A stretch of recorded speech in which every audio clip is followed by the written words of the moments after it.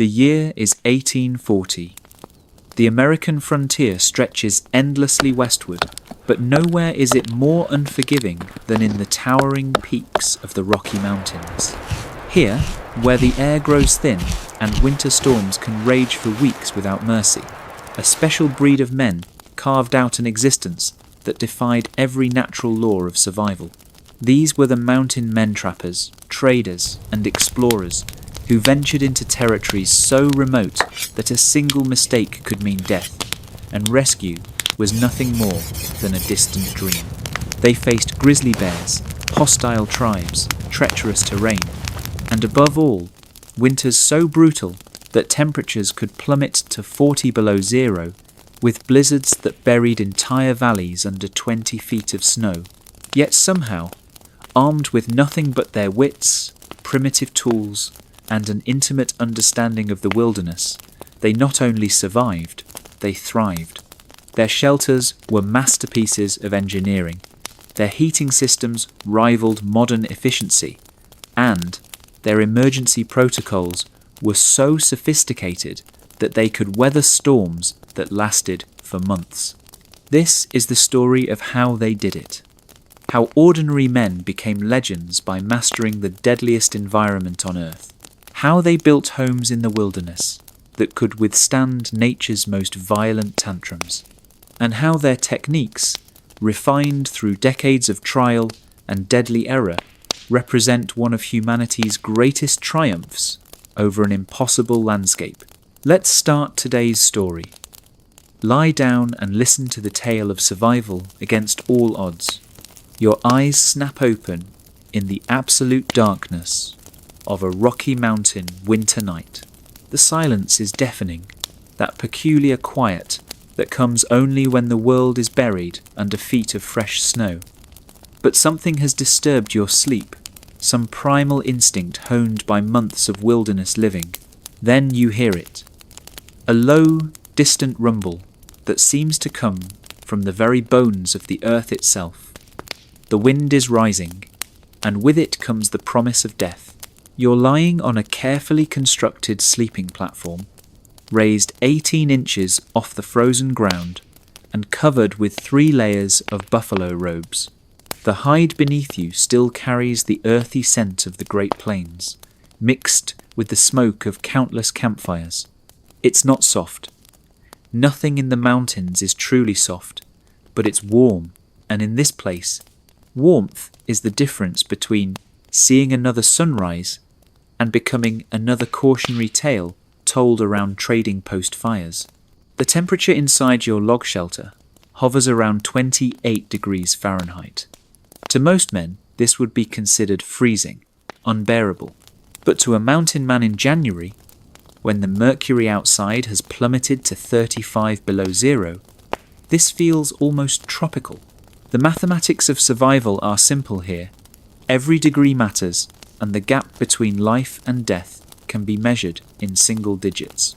You shift slightly and immediately regret it as cold air finds its way under the buffalo robes. Your left shoulder throbs, an old wound from a Crow War party encounter 3 summers ago. The arrowhead is still in there somewhere, working its way slowly toward your heart, the doctor in Street Lewis had said. But doctors in Street Louis don't understand that in the mountains, you don't have the luxury of worrying about tomorrow's problems when today's could kill you in the next hour. The throbbing in your shoulder intensifies, and you know what this means. It's your personal weather station, more reliable than any barometer. When that old wound aches like this, it means the atmospheric pressure is dropping fast. A storm is coming, and it's going to be a bad one. Outside, the wind begins its song, starting as a whisper through the pine boughs, then growing to a moan as it finds the gaps between the rocks, finally becoming a full-throated howl as it picks up speed across the exposed ridges.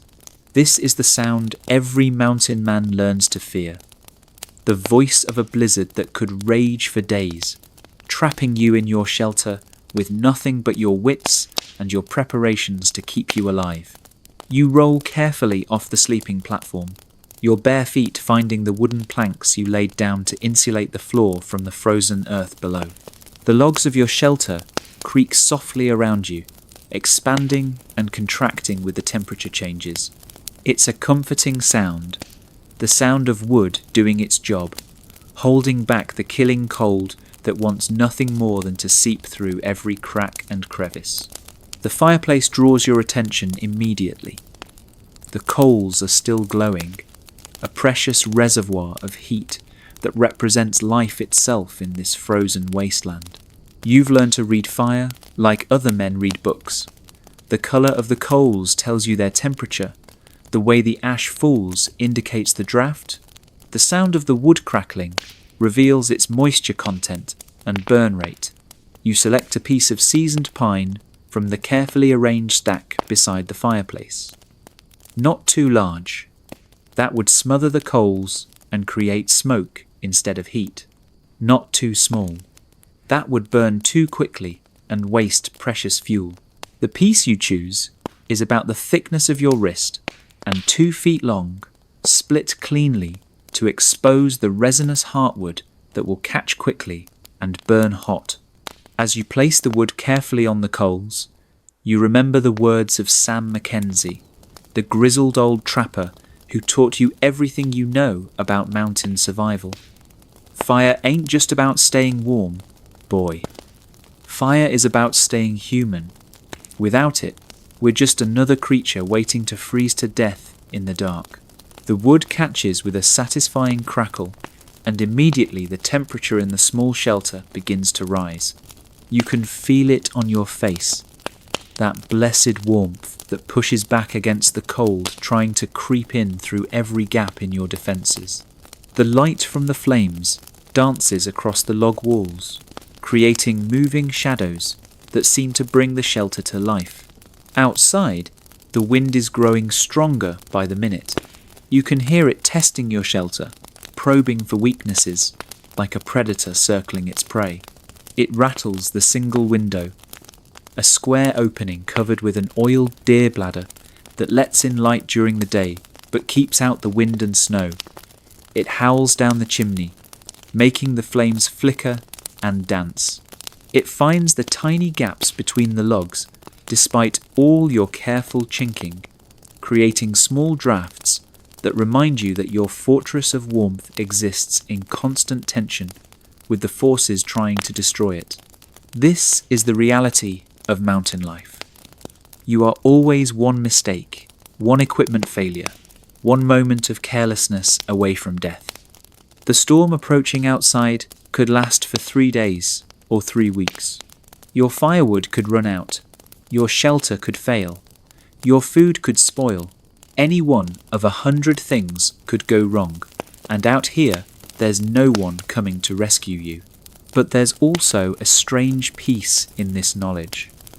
When death is always close, every moment of life becomes precious. Every warm breath, every crackle of the fire, every degree of temperature your shelter maintains above the killing cold outside, these become victories worth celebrating. You settle back against the log wall, wrapped in a buffalo robe, and listen to the storm building outside. Tomorrow will bring new challenges, new tests of your skill and preparation. But tonight, you are warm, dry, and alive. In the mountains, that's all any man can ask for. The storm that woke you is now in full fury, and as you listen to the wind howling outside, your mind automatically begins calculating survival odds. This isn't pessimism. It's the cold mathematics that keeps mountain men alive when lesser men perish. You estimate the wind speed at 40 miles per hour based on the sound it makes through the pine trees. Combined with the current temperature of -35 degrees, this creates a wind chill that would kill an unprotected human being in less than 10 minutes. Exposed skin would begin showing signs of frostbite within 2 minutes. These aren't abstract numbers. They're the difference between life and death, and every mountain man carries these calculations in his head like a doctor carries knowledge of anatomy. Your shelter, however, represents a masterpiece of practical engineering that would impress the finest architects of Boston or Philadelphia. The foundation sits on carefully selected stones that drain moisture away from the structure while providing thermal mass to absorb and slowly release heat from your fire. The logs themselves, primarily lodgepole pine and Douglas fir, were chosen not just for availability, but for their specific properties under extreme temperature stress. Lodgepole pine expands and contracts predictably with temperature changes, creating tight seals when cold, and maintaining flexibility when the wood experiences thermal shock. Douglas fir provides superior strength to weight ratios and contains natural resins that resist moisture penetration. The combination creates a structure that actually grows stronger and tighter as the temperature drops. But the real genius lies in the construction techniques passed down through generations of mountain men. Each log is fitted using a method called Swedish coping, a technique where the bottom of each log is carefully carved to match the exact contours of the log beneath it. This creates a seal so tight that it becomes nearly airtight when the wood contracts in extreme cold. The spaces between the logs are chinked with a mixture of moss, clay, and pine pitch. This isn't random stuffing of available materials, it's a carefully engineered system. The moss provides insulation and flexibility, allowing the chinking to move with the logs as they expand and contract. The clay acts as a binder and moisture barrier. The pine pitch serves as both waterproofing and a natural preservative that prevents rot and insect damage. Your roof demonstrates equally sophisticated engineering. The logs are split lengthwise and overlapped like enormous shingles, creating a surface that sheds water and snow while providing multiple layers of protection. The angle is precisely calculated, steep enough to prevent dangerous snow accumulation that could collapse the structure, but not so steep that it creates excessive wind resistance during storms. Beneath the split log exterior, layers of birch bark create a waterproof membrane, while packed moss and clay provide insulation. The entire system maintains an air gap that prevents thermal bridging, the process by which heat transfers directly from the warm interior to the cold exterior through solid materials. Your chimney represents perhaps the most critical engineering challenge. Built from carefully selected flat stones and sealed with clay, it must provide adequate draft to remove smoke and combustion gases while minimizing heat loss. The internal dimensions are calculated to create optimal airflow too narrow, and it won't draw properly, too wide, and it becomes a highway for precious heat to escape. The fireplace itself incorporates a reflector system using flat stones angled to direct radiant heat into the room while channeling smoke upward. The hearth extends well into the room, creating a thermal mass that absorbs heat during active burning and releases it slowly throughout the night. But engineering is only half the battle. The other half is understanding the enemy you're fighting, cold itself. Cold is not simply the absence of heat. It's an active force that seeks to equalize temperature by stealing warmth from any available source. It finds the smallest gaps in your defenses and exploits them ruthlessly. It conducts through solid materials, convects through air currents, and radiates through empty space. Fighting cold requires understanding all three methods of heat transfer and designing countermeasures for each. Conduction heat transfer through direct contact is countered by insulation and air gaps. Your raised sleeping platform prevents the frozen ground from stealing your body heat. The buffalo robes trap dead airspace that prevents heat from conducting away from your body. Convection heat transfer through air movement is controlled through careful shelter design that eliminates drafts while maintaining necessary ventilation. Every gap between logs is sealed, but controlled air exchange prevents the buildup of carbon monoxide and provides fresh oxygen for both you and your fire. Radiation heat transfer through infrared energy is managed through reflective surfaces and thermal mass. Your stone fireplace reflects heat back into the room instead of allowing it to escape through the walls. The thermal mass of the stones absorbs heat when the fire is burning hot and releases it gradually as the fire dies down. Understanding these principles transforms shelter building from random survival into precise engineering. When Sam Mackenzie taught you these techniques, he didn't call it science, he called it mountain sense. But the principles are the same ones that modern engineers use to design buildings that can withstand Arctic conditions. The difference is that mountain men had to get it right the first time, using only materials they could find or carry, with tools they could forge themselves, in conditions that would kill them if they made a mistake. As you sit listening to the storm rage outside, you're not just hiding from the weather, you're winning a complex engineering battle against forces that have claimed the lives of countless men who underestimated the science of staying alive in the mountains. Dawn breaks grey and ominous, filtered through the storm clouds that have settled over the peaks like a vast, suffocating blanket. Through your small window, you can see that the snow is falling not in gentle flakes, but in thick, heavy curtains that reduce visibility to mere yards. This is what mountain men call a serious storm, the kind that can reshape the landscape and claim the lives of anyone foolish enough to underestimate its power. But you didn't choose this location randomly. Every mountain man worth his powder knows that survival begins long before the first snowflake falls. It begins with reading the land itself, understanding the subtle language of topography, weather patterns, and seasonal changes that determine where life is possible and where it's not. The site of your shelter was selected after weeks of careful observation during the previous autumn. You studied how water flowed during rainstorms, noting drainage patterns that would prevent your shelter from flooding during spring melt. You observed wind patterns at different times of day, identifying the natural barriers that would protect your structure from the prevailing northwest winds that bring the worst storms. The small meadow where your cabin sits appears insignificant to the casual observer, but to a trained eye, it represents a masterpiece of natural engineering.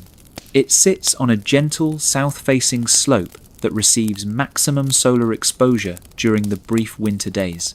The slope angle of approximately 15 degrees is steep enough to provide good drainage, but not so steep as to be unstable during freeze-thaw cycles. Behind your shelter, a dense grove of mature spruce trees creates a natural windbreak that deflects the worst of the storm, winds up and over your position. To the east and west, rocky outcroppings channel wind away from your site, while providing natural protection from avalanche paths that could sweep down from the higher peaks. But perhaps most importantly, your location sits above the frost line, that invisible boundary where cold air settles during calm nights. Cold air, being denser than warm air, flows downhill like water, pooling in valleys and depressions where temperatures can drop 20 degrees below those on slightly elevated sites.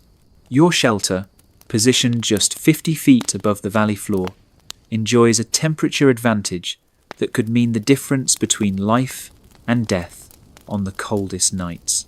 The knowledge of how to read terrain for survival sites represents generations of accumulated wisdom, paid for with the lives of men who chose poorly. Every mountain man learns to recognize the signs. The way snow accumulates differently on various slopes, indicating wind patterns and sun exposure. How vegetation growth reveals soil drainage and underground water sources. The meaning of animal trails that show safe passage routes and seasonal feeding grounds. Sam Mackenzie once told you about a trapper named Bill Morrison who ignored these principles and built his cabin in what appeared to be a perfect spot a level clearing beside a clear running stream, surrounded by tall trees for wind protection. What Morrison failed to recognize was that his beautiful clearing was actually a frost pocket where cold air collected, and his protective trees prevented warming sunlight from reaching his shelter during the critical midday hours. Morrison's cabin was found the following spring, with his frozen body inside, surrounded by plenty of firewood and food. He hadn't died from lack of supplies. He died because his shelter site was fighting against him instead of working with him. The constant battle to maintain livable temperatures in a location that naturally collected cold air had exhausted his firewood supplies just when he needed them most. Weather prediction in the mountains requires understanding far more than simple cloud formations and wind direction. It requires reading the subtle signs that nature provides days or even weeks before conditions become life-threatening. The behavior of animals provides some of the most reliable forecasting available to mountain men. Elk and deer begin moving to lower elevations days before major storms arrive, driven by instincts that have evolved over thousands of years. Birds change their feeding patterns, gorging themselves in preparation for periods when food will be scarce. Even insects modify their behavior, with spiders weaving larger webs and ants working more frantically to secure their colonies. The mountains themselves provide weather signals for those who know how to read them. Certain cloud formations that appear over specific peaks indicate the approach of particular storm systems.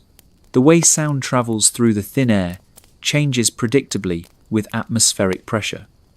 The colour of the sky at sunset, the behaviour of smoke from your chimney, even the way your old wounds ache, all provide pieces of the meteorological puzzle that determines whether tomorrow brings clear skies or deadly blizzards. Your current storm announced itself 3 days ago through subtle signs that would be invisible to most men. The sunset on Tuesday showed a peculiar green tinge that indicates ice crystals forming at high altitude.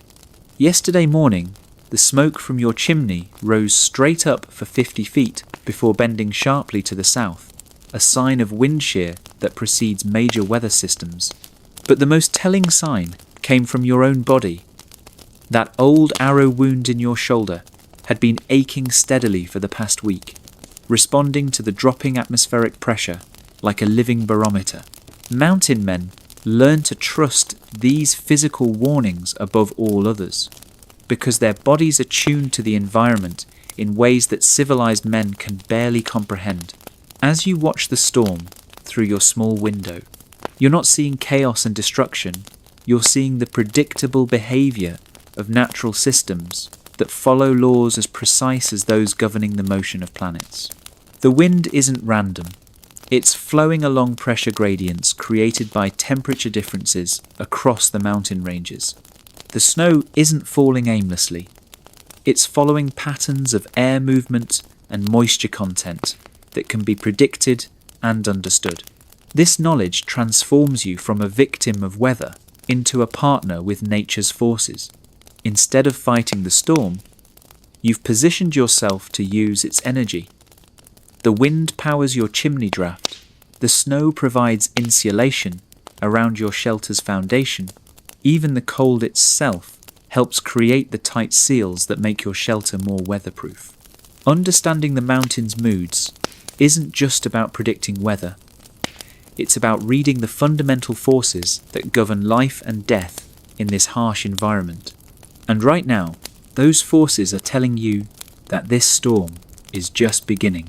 Fire has been humanity's companion for over 1 million years, but nowhere is that relationship more critical than in a mountain man's shelter during a Rocky Mountain blizzard. The flames dancing in your fireplace represent not just heat and light, but the beating heart of a sophisticated thermal management system that rivals anything modern engineering has produced. Your fireplace is not simply a hole in the wall where you burn wood. It's a precisely engineered heating device based on principles of thermodynamics that most civilized men of your era couldn't even name, let alone understand. The firebox dimensions follow ratios discovered through generations of trial and deadly error. The opening is exactly 10 times the cross-sectional area of the chimney, creating optimal draft conditions that ensure complete combustion while minimizing heat loss up the flue.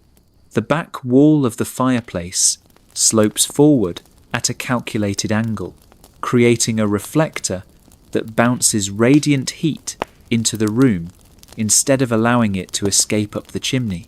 This angled back wall also creates turbulence in the rising gases, increasing the time hot air spends in the firebox and extracting more heat from each piece of precious firewood. The hearth extends 4 feet into the room, constructed from carefully selected stones that possess high thermal mass. These aren't random rocks picked up from the forest floor. They're specific types of granite and sandstone that can absorb enormous amounts of heat without cracking under thermal stress. During the day, when your fire burns hotly, these stones soak up heat like enormous batteries.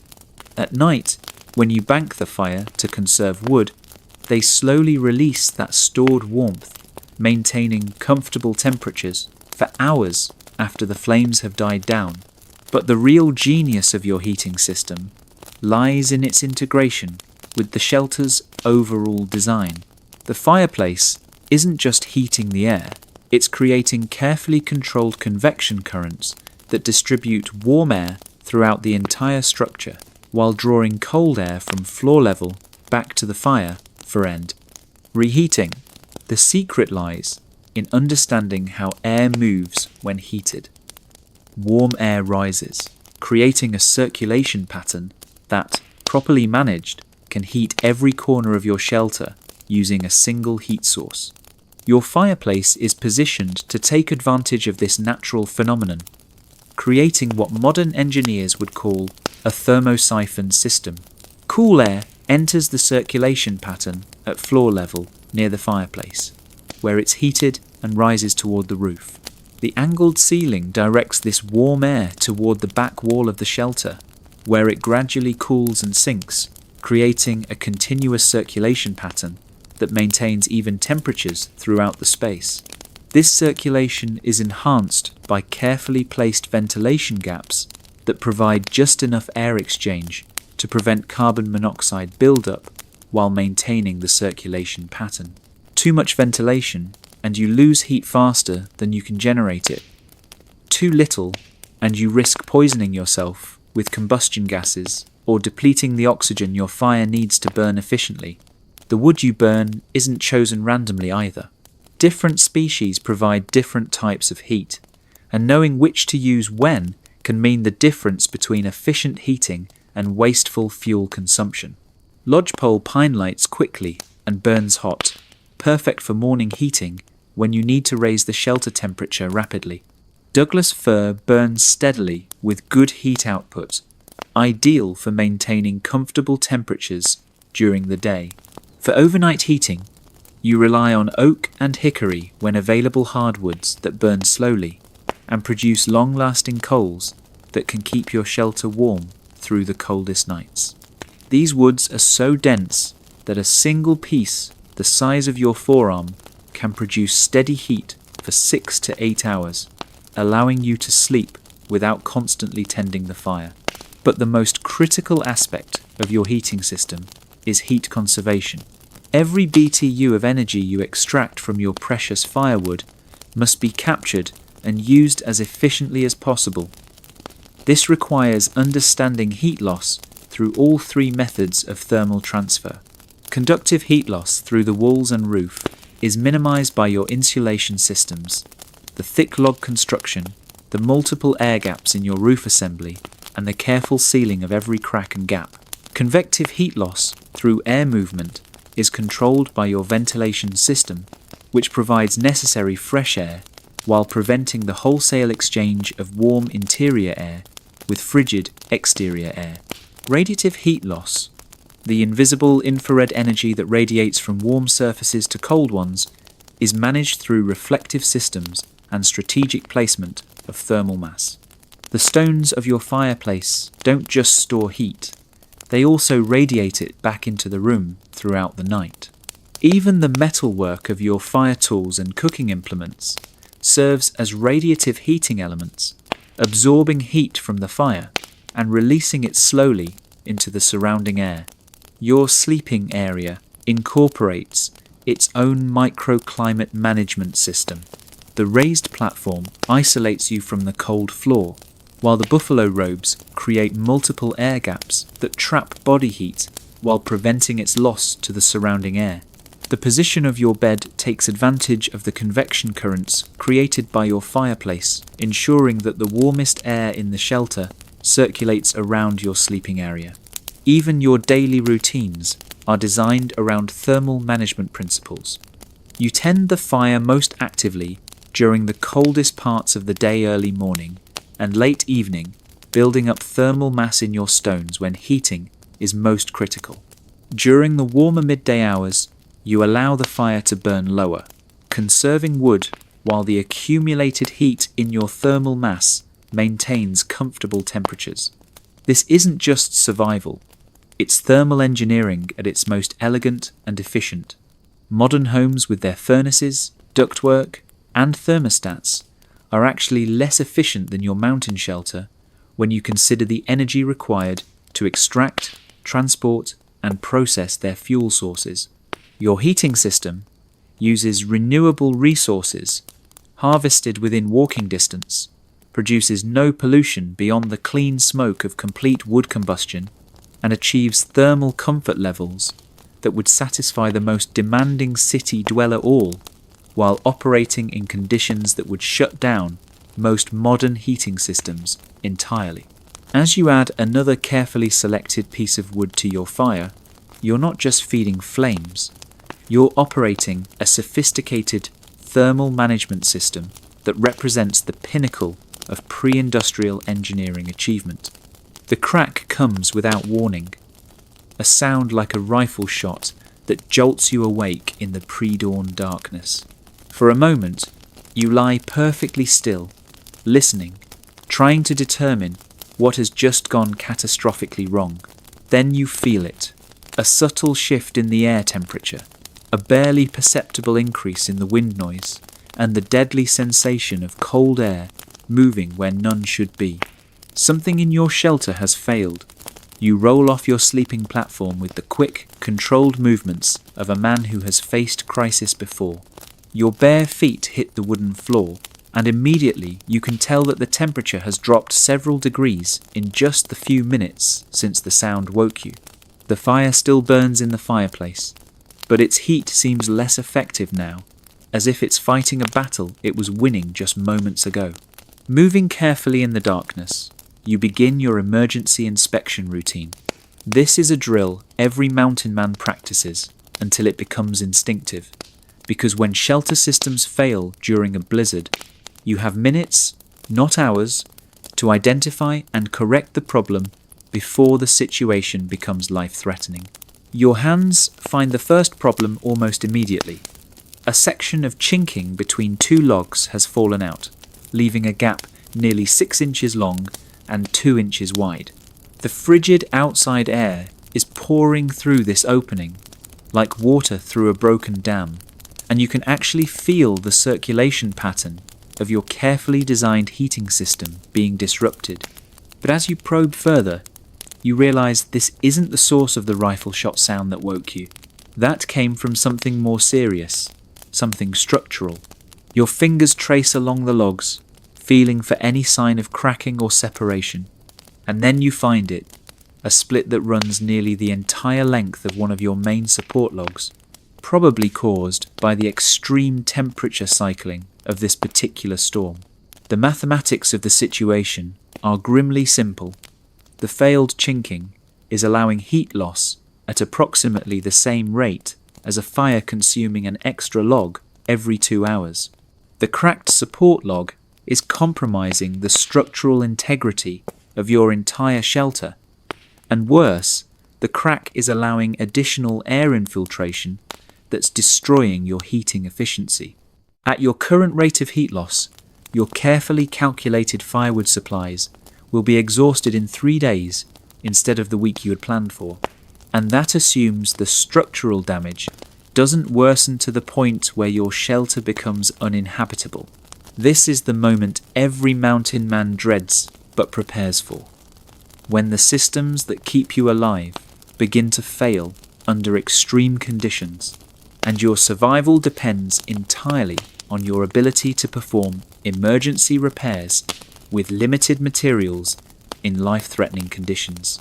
Your emergency repair kit consists of materials every experienced mountain man keeps readily accessible: pre-mixed chinking compound stored in sealed containers, emergency caulking made from pine pitch and moss, spare tools designed for one-handed operation, and backup materials for critical components.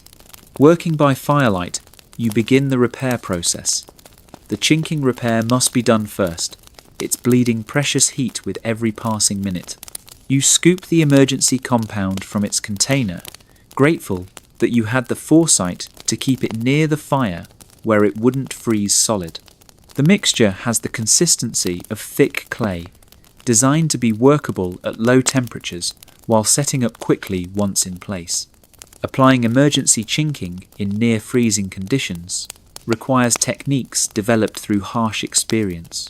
You work the compound deep into the gap, compressing it tightly and smoothing the surface to eliminate air pockets where cold could penetrate.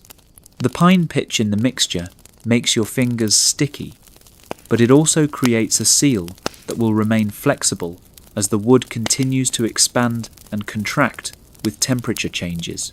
The cracked log presents a more complex challenge.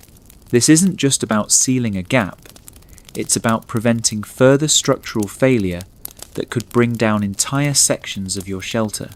You examine the crack carefully, determining that it runs with the grain of the wood rather than across it, which means the log is still structurally sound for now. Your emergency log repair technique involves drilling small holes on either side of the crack and threading it with strips of green hide that will shrink and tighten as they dry. This creates a natural clamp that prevents the crack from spreading while maintaining the structural integrity of the log. The process requires precise placement of the holes to avoid weakening the log further, and careful selection of hide strips that will provide maximum clamping force without cutting into the wood. As you work, you're acutely aware that this repair must be perfect on the first attempt. There's no margin for error, no opportunity to try again if you get it wrong. The storm outside continues to rage. The temperature inside your shelter is slowly dropping, despite your fire's best efforts. And every minute spent on repairs is a minute during which the cold gains ground in its battle against your heating system. The hide strips go in with satisfying precision, each one carefully tensioned to provide maximum clamping force without overstressing the surrounding wood. As they begin to dry in the warm air near your fireplace, you can actually see the crack closing slightly, the natural shrinkage of the hide pulling the split wood back together. But emergency repairs are only half the battle. The other half is preventing similar failures from occurring. You examine every other log in your structure, looking for signs of stress, checking the condition of chinking throughout the shelter, testing the integrity of your roof system. What you find is sobering. The extreme conditions of this particular storm are pushing your shelter systems to their absolute limits. Several other sections of chinking show signs of loosening. 2 more logs have hairline cracks that could develop into serious splits, and your roof assembly is showing signs of settlement that suggests the support structure is being compressed by the weight of accumulated snow. This isn't a single failure. It's the beginning of what could become cascading system failures that overwhelm your ability to repair them. Your shelter, like all complex systems, has weak points that tend to fail in sequence once the first critical component gives way. The realization transforms your approach from emergency repair to systematic reinforcement. Over the next several hours, working steadily by firelight, you implement preventive measures throughout your shelter. Additional support braces for stressed logs, preemptive chinking repair for questionable sections, roof reinforcement to handle increased snow loads. By dawn, your shelter is not only repaired, but actually stronger than it was before the failure. The crisis has forced you to identify and address weak points that might have failed later under even worse conditions. As you settle back onto your sleeping platform, exhausted but warm, you reflect on the harsh lesson the mountains have just taught you. In extreme environments, your survival systems are only as strong as their weakest component, and failure is always just one broken seal away from catastrophe. 3 weeks into the storm, the silence inside your shelter has become almost oppressive. Outside, the wind continues its relentless howling, but inside, the only sounds are the crackling of your fire, the occasional settling of logs, and the steady rhythm of your own breathing. It's in this enforced solitude that the mountains present their most insidious challenge, not the cold that can kill your body, but the isolation that can destroy your mind. Cabin fever isn't just a colourful expression among mountain men. It's a genuine psychological condition that has claimed lives as surely as blizzards or bear attacks. The symptoms progress predictably. First comes irritability and restlessness, followed by difficulty concentrating, then paranoid thoughts and irrational fears. In the final stages, men have been known to abandon perfectly adequate shelters during deadly storms, driven by delusions or uncontrollable panic, to walk out into conditions that guarantee death. You've seen it happen. 2 winters ago, you found the remains of a trapper named Dutch Henry, who had apparently decided during a February blizzard that his cabin was on fire, though there was no evidence of any fire damage. His tracks led directly away from his shelter into the storm, and his frozen body was discovered the following spring less than 100 yards from safety, wearing only his underwear. The psychological challenges of mountain life begin long before the extreme isolation of winter storms. The constant threat of death creates a mental state that psychologists would later call hypervigilance, a condition where your nervous system remains perpetually alert for danger. Every sound could indicate a threat. Every change in weather could be life-threatening. Every equipment failure could be the beginning of the end. This state of constant alertness is necessary for survival, but it's also mentally exhausting. Your brain, designed to cycle between periods of alertness and rest, never gets the opportunity to truly relax. Sleep becomes fitful and disturbed. Your startle response becomes hair-trigger sensitive. Simple tasks require enormous mental effort because your attention is always partially focused on scanning for threats. The isolation amplifies these effects exponentially. In normal social situations, interaction with other people provides psychological anchors that help maintain mental stability. Conversation, shared experiences, even simple physical contact with another human being all serve to regulate emotional states and prevent the mind from spiraling into destructive thought patterns. Alone in your shelter, you must create artificial substitutes for these social anchors. You talk to yourself, but carefully maintaining normal conversational patterns rather than allowing your internal dialogue to become rambling or obsessive. You establish routines that provide structure and purpose to days that could otherwise blur together into meaningless repetition. Your daily schedule becomes as precisely engineered as your heating system. Morning begins with fire maintenance and breakfast preparation, tasks that require enough concentration to fully engage your mind. Mid-morning is reserved for equipment maintenance, sharpening tools, repairing gear, organizing supplies. These activities provide both practical benefits and psychological ones, giving you concrete problems to solve and tangible evidence of accomplishment. Afternoon brings physical exercise within the confines of your shelter. You perform calisthenics, stretch routines, even dance to imaginary music. Physical activity serves multiple purposes.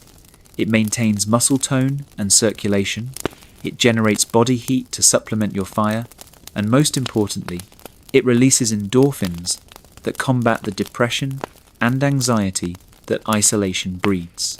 Evening is dedicated to mental exercises designed to keep your cognitive abilities sharp. You practice mathematics, work through complex problems in your head, recite poetry and songs from memory. You might spend hours planning future trapping routes, designing improvements to your shelter, or simply creating detailed mental maps of territories you've explored. But perhaps the most important psychological survival tool is your memory discipline. You deliberately recall positive experiences in vivid detail, successful hunts, pleasant encounters with other mountain men, beautiful mountain vistas seen during summer travels. These memories serve as psychological fuel, reminding you that your current situation is temporary and that better times await. You also practice gratitude exercises that Sam Mackenzie taught you during your first winter in the mountains. Each evening, you mentally catalogue 3 specific things you're grateful for that day. Not grand abstract concepts, but concrete, immediate things. The warmth of your fire, the flavour of your jerky, the sound of wind that confirms your shelter is keeping it out. This isn't just positive thinking. It's psychological engineering designed to counteract the mental distortions that isolation creates. The human brain, deprived of normal social stimulation, begins to focus obsessively on problems and threats. Gratitude exercises force your mind to notice and appreciate positive aspects of your situation, maintaining a more balanced perspective. Creative activities become essential survival tools. You carve intricate designs into spare pieces of wood, not because you need more tools, but because the act of creation engages parts of your mind that would otherwise turn inward and destructive. You tell yourself stories, complete with different voices for different characters, performing entire narratives that could entertain a crowd around a trading post fire. Writing, when materials allow, becomes a lifeline to sanity. You maintain a journal not just to record practical information about weather and supplies, but to preserve your thoughts and experiences in coherent narrative form. The act of organizing experiences into words forces your mind to process events logically rather than allowing them to become jumbled emotional impressions that feed anxiety and depression. Letter writing, even when you have no way to send the letters, provides another crucial psychological anchor. You compose detailed messages to friends in street, Louis, family members you haven't seen in years, even fictional correspondence. The mental exercise of explaining your situation to someone else forces you to maintain perspective and often reveals solutions to problems that seemed insurmountable when considered in isolation. Music becomes medicine for the mind.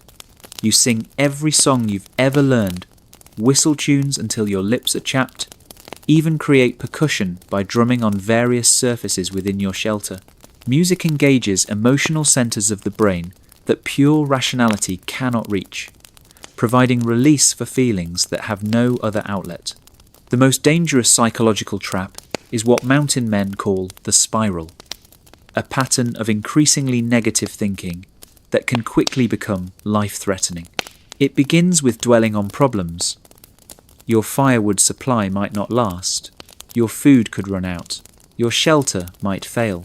These realistic concerns gradually transform into catastrophic fantasies. You're going to starve, freeze to death, be found as a frozen corpse next spring. Once the spiral begins, it feeds on itself. Anxiety about potential problems makes it harder to think clearly, which makes problems seem more insurmountable, which increases anxiety. The physical symptoms of stress-increased heart rate, shallow breathing, muscle tension, are interpreted as evidence that disaster is imminent, further accelerating the psychological downward spiral. Breaking the spiral requires immediate, decisive action. You force yourself to perform specific, concrete tasks that demand full attention, reorganizing your supply storage, conducting detailed inventory of your resources, performing complex calculations of consumption rates, and remaining supplies. The key is engaging your rational mind with problems that have definitive solutions, breaking the cycle of emotional escalation. Physical movement is equally important.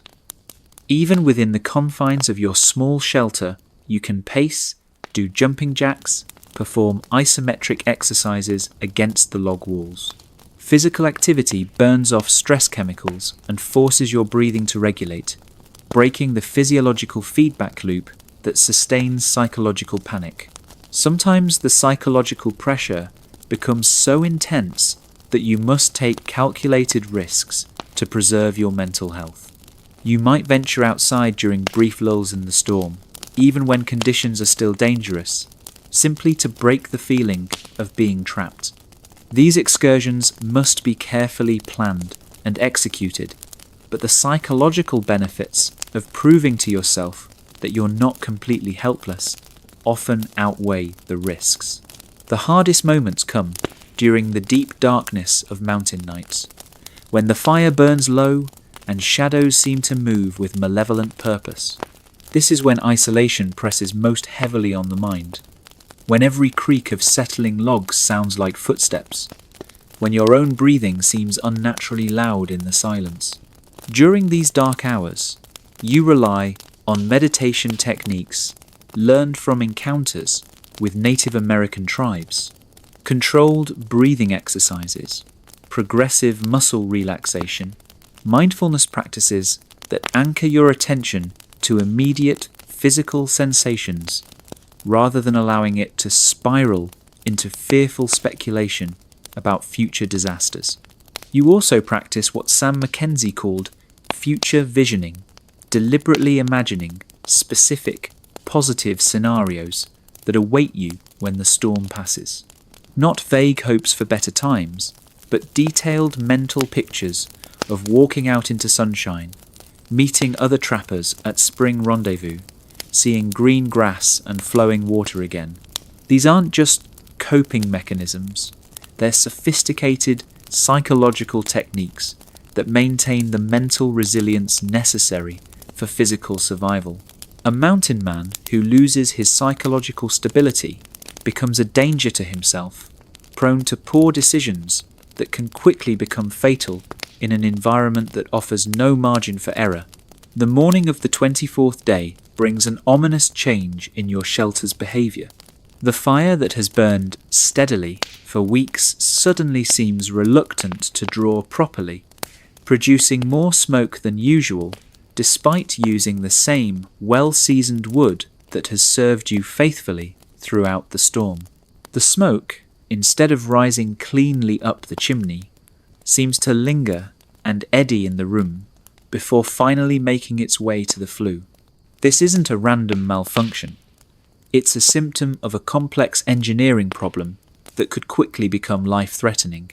Your chimney, like every component of your shelter, operates according to precise physical laws, and something in that carefully balanced system has changed. The principle behind chimney operation is elegantly simple. Hot air rises because it's less dense than cold air. The column of warm air in your chimney creates lower pressure at the bottom of the flue, drawing air from your room to replace it. This pressure differential, the draft pulls combustion gases up and out of your shelter, while simultaneously providing the airflow your fire needs to burn efficiently. But this simple principle depends on dozens of variables remaining within specific parameters. The temperature difference between the air in your shelter and the outside air drives the entire system. The height and internal dimensions of your chimney determine how much draft is created. The condition of the flue, whether it's clean or partially blocked, affects how efficiently gases can flow. Even the external weather conditions influence how well your chimney operates. Your immediate diagnosis focuses on the most likely cause: ice blockage. Over the past 3 weeks, moisture from combustion gases has been condensing and freezing in the upper portions of your chimney. Normally, the heat from regular use would prevent dangerous accumulation, but the extreme cold of this prolonged storm has created conditions where ice can build up faster than heat can melt it. The solution requires accessing the chimney from above, a task that would be challenging under normal conditions and potentially deadly during a blizzard. But the alternative is worse. Poor combustion will quickly fill your shelter with carbon monoxide, while incomplete burning wastes precious firewood without providing adequate heat. Your chimney maintenance toolkit reflects the same sophisticated understanding of engineering principles that governs every aspect of Mountain Man technology. Long-handled brushes made from bundled pine branches can scrape ice accumulations from flue walls. Flexible rods allow you to break up blockages without having to dismantle the chimney structure. Emergency chemical treatments using salt and wood ash can accelerate ice melting when mechanical methods aren't sufficient. But first, you need to reach the chimney top, which means venturing outside during conditions that have kept you sheltered for over 3 weeks. The preparation for this maintenance mission involves the same careful planning as a military operation. Your outdoor clothing system must provide complete protection from wind and cold, while allowing enough flexibility for the precise movements required to work on the chimney. Layers of wool and fur create insulation, while outer garments of tanned hide provide wind resistance. Your hands, which must remain functional enough to manipulate tools, are protected by a complex system of liner gloves, insulated mittens, and leather outer shells. The tools themselves must be modified for extreme cold conditions. Metal tools that would normally be perfectly adequate become dangerously brittle at temperatures below zero, prone to shattering under stress. Your chimney maintenance tools are designed with thick handles that prevent the metal from conducting heat away from your hands, and backup tools are kept warm by the fire in case primary tools fail. Timing is critical. You must complete the maintenance during the brief lull between storm fronts, when wind speeds drop to manageable levels, but before the next wave of the blizzard arrives. Weather prediction becomes a matter of life and death. Miscalculate the timing, and you could be caught on your roof during wind conditions that would sweep you into the void. The ascent to your roof requires techniques borrowed from mountaineering, adapted for the specific challenges of working on ice-covered surfaces during extreme weather. Handholds carved into the log walls provide secure grip points. Rope systems, anchored to the strongest structural elements of your shelter, serve as both climbing aids and emergency safety lines. Once on the roof, the ice blockage is immediately apparent. The chimney top is nearly sealed with a thick layer of ice that has built up gradually over weeks of freezing condensation. The ice isn't just blocking the flue, it's also adding dangerous weight to the chimney structure and creating stress concentrations that could cause structural failure. Removing the ice requires a combination of mechanical force and applied heat. You use your specially designed ice picks to carefully chip away the outer layers, working from the edges toward the center to avoid damaging the stone construction of the chimney. Heated tools, warmed by your fire before you ventured outside, help melt ice in areas where mechanical removal might damage the flue liner. The work must be performed with surgical precision. Too aggressive, and you risk damaging the chimney structure that's essential to your survival. too gentle, and the ice removal takes longer than the weather window allows. Every few minutes, you pause to assess the approaching weather, watching for signs that the storm is intensifying again. As you work, you can feel the immediate improvement in your shelter's performance. The draft increases noticeably as each section of blockage is cleared, and smoke begins rising cleanly from the chimney instead of backing up into your living space. The fire below responds immediately, burning hotter and cleaner as proper airflow is restored. But chimney maintenance involves more than just removing blockages. You inspect the entire structure for weather damage, checking mortar joints for cracks that could allow dangerous gases to leak into your shelter. The extreme temperature cycling of this storm has stressed every component of your chimney system, and small problems caught now can prevent catastrophic failures later. The mortar between stones shows signs of thermal, stress, hairline cracks that could develop into serious structural problems if left untreated. Your emergency mortar kit contains materials specially formulated for cold weather repairs, clay and lime, mixed with organic binders that remain workable at low temperatures, while setting up quickly enough to be useful during brief weather windows. Stone chimney caps designed to prevent rain and snow from entering the flue while allowing smoke to escape require adjustment to account for the massive snow accumulations of this storm. The balance between weather protection and draft efficiency becomes critical when external conditions are severe enough to affect normal chimney operation.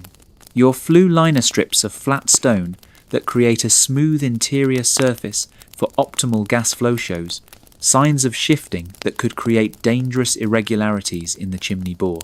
These must be repositioned carefully, maintaining the precise internal dimensions that ensure proper draft while preventing hot gases from contacting combustible materials in your shelter walls.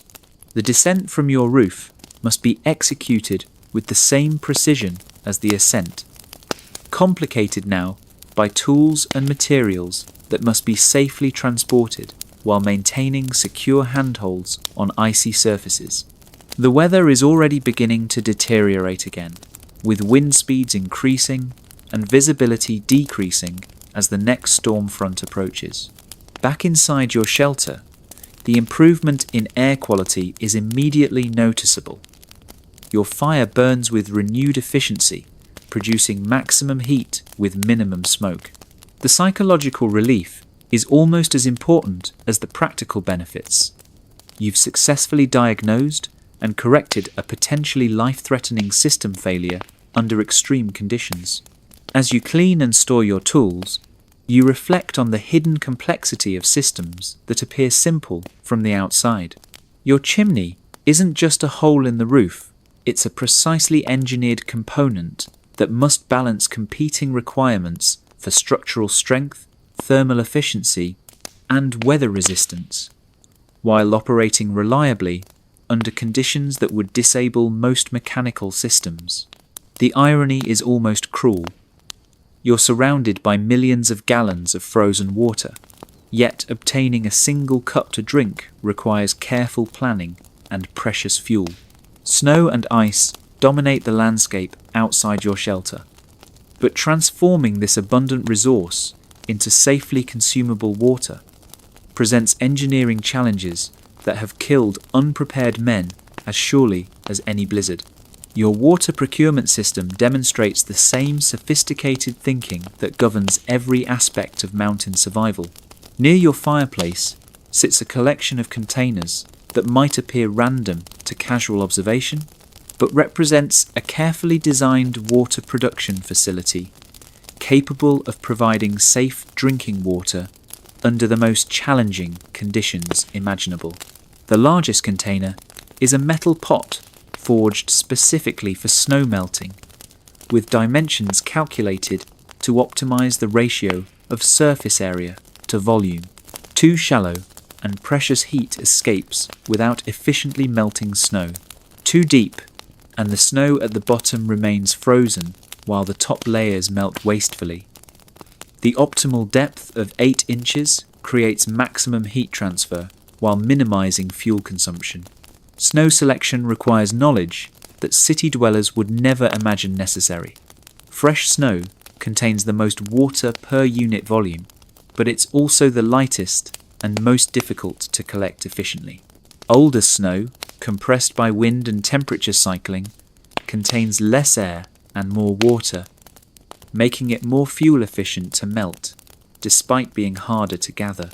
But not all snow is created equal. Snow from wind-exposed areas contains dust and debris that affects both taste and safety.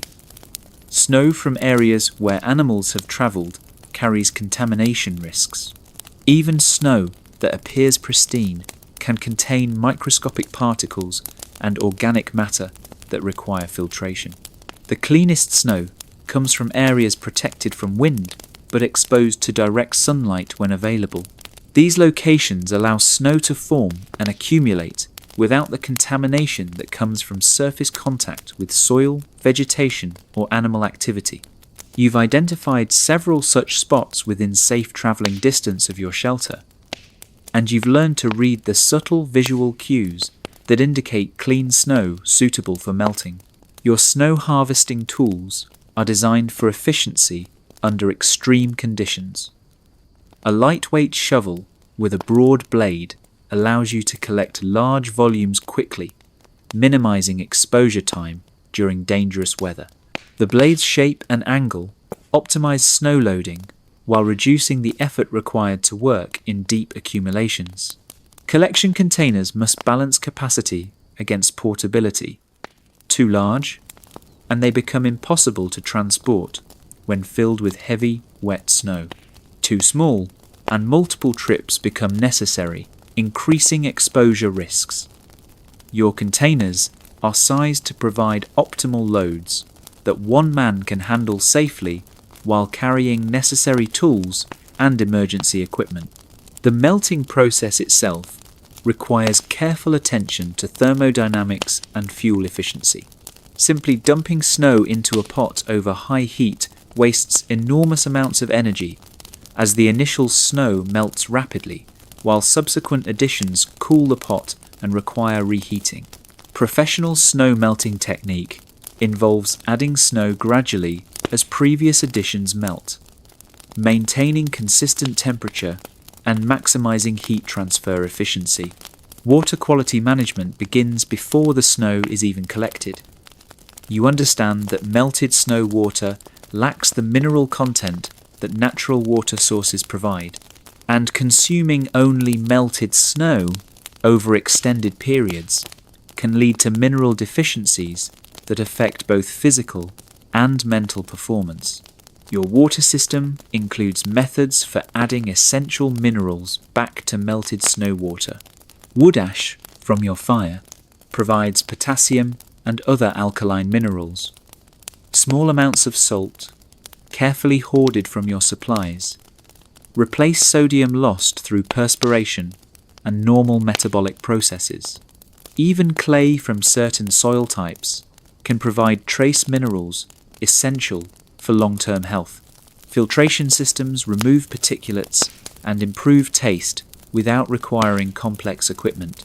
Layers of clean cloth, sand, and charcoal from your fire create effective filters that remove most contaminants while allowing water to flow through at useful rates. The cloth layers catch large particles, the sand provides fine filtration, and the charcoal absorbs chemical contaminants and improves taste. Water storage presents its own engineering challenges. In temperatures that remain below freezing for weeks at a time, liquid water will freeze solid unless actively heated or insulated. Your storage system uses principles of thermal mass and insulation to maintain liquid water reserves without constant fuel consumption. Large ceramic or metal containers positioned near your fireplace absorb radiant heat that keeps their contents from freezing. Insulation made from buffalo hide and moss maintains water temperature for hours after direct heating stops. Even the positioning of containers within your shelter takes advantage of convection currents to maintain optimal temperatures. But the most sophisticated aspect of your water management system is conservation. Every drop of water represents fuel that was burned to create it, and fuel represents life itself during extended storms. Water conservation techniques reduce the total amount of snow that must be melted while ensuring adequate hydration for survival. Cooking water serves multiple purposes. The same water used to prepare jerky soup provides hydration while cooking food and extracting additional nutrients from ingredients. Wash water, carefully filtered and reheated, can be reused multiple times before disposal. Even water used for personal hygiene can be recycled through your system with proper filtration. Your body's water requirements change with environmental conditions and activity levels. Cold air contains less moisture than warm air, increasing water loss through respiration. Dry cabin air, heated by your fire, increases water loss through skin evaporation. Physical activity, even the minimal movement required for shelter maintenance, increases water needs through perspiration. Monitoring your hydration status requires attention to subtle physical signs that indicate water balance. Urine, colour and frequency provide reliable indicators of hydration levels. Skin elasticity, checked by pinching the back of your hand, reveals dehydration before more serious symptoms develop. Even your mental alertness and mood can indicate whether your water intake is adequate for optimal performance. Emergency water procurement techniques provide backup methods when normal systems fail or conditions prevent safe snow collection. Body heat snow melting, using containers held close to your body, can produce small amounts of water without fuel consumption. Breath condensation collection, using cloth or metal surfaces to capture moisture from exhaled air, provides emergency hydration when other methods aren't available. Ice harvesting from natural sources requires different techniques than snow collection. Clear ice, formed in moving water before freezing, contains fewer impurities than ice formed from standing water. But accessing natural ice sources during severe weather often involves risks that outweigh the benefits, making snow collection the safer choice despite its lower efficiency. Water purification becomes critical when using questionable sources. Boiling water for specific time periods destroys most biological contaminants, but requires careful fuel management to balance safety against resource conservation. Chemical purification using wood, ash, and salt can eliminate some contaminants while adding necessary minerals, but requires understanding of proper ratios and contact times. Temperature management of drinking water affects both comfort and physiology. Water that's too cold forces your body to expend energy, heating it to body temperature. Water that's too hot can cause burns and waste the energy required to cool it.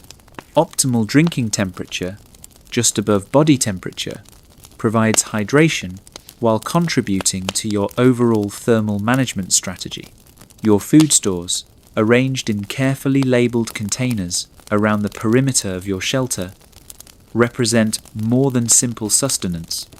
They embody a complex calculation of caloric requirements, nutritional balance, and resource management that determines whether you emerge from this winter storm as a survivor or become another cautionary tale told around trading post fires. The human body, operating in extreme cold conditions, becomes a remarkably inefficient machine.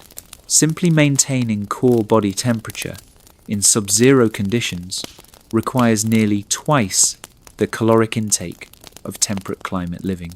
Add the physical demands of shelter maintenance, firewood gathering, and basic survival tasks, and your daily energy requirements soar to levels that would shock men accustomed to sedentary civilized life.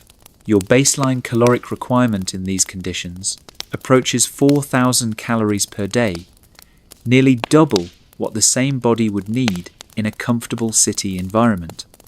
But calories alone aren't sufficient. The specific types of nutrients your body requires shift dramatically under extreme stress, creating dietary demands that can only be met through sophisticated understanding of wilderness nutrition. Fat becomes your most crucial macronutrient, providing more than twice the energy density of carbohydrates or proteins. In extreme cold, your body preferentially burns fat for heat production, making high-fat foods essential for both energy and thermal regulation. Buffalo fat, rendered and stored in sealed containers, provides concentrated energy that can sustain you through the coldest nights. A single tablespoon contains enough calories to fuel your fire-building activities for an entire morning. Protein requirements also increase dramatically under survival stress. Your body uses protein not just for muscle maintenance, but for immune system function, wound healing, and even glucose production when other energy sources are depleted. Jerky, prepared during autumn abundance from elk and deer, provides concentrated protein that remains stable without refrigeration, while delivering essential amino acids your body cannot produce internally.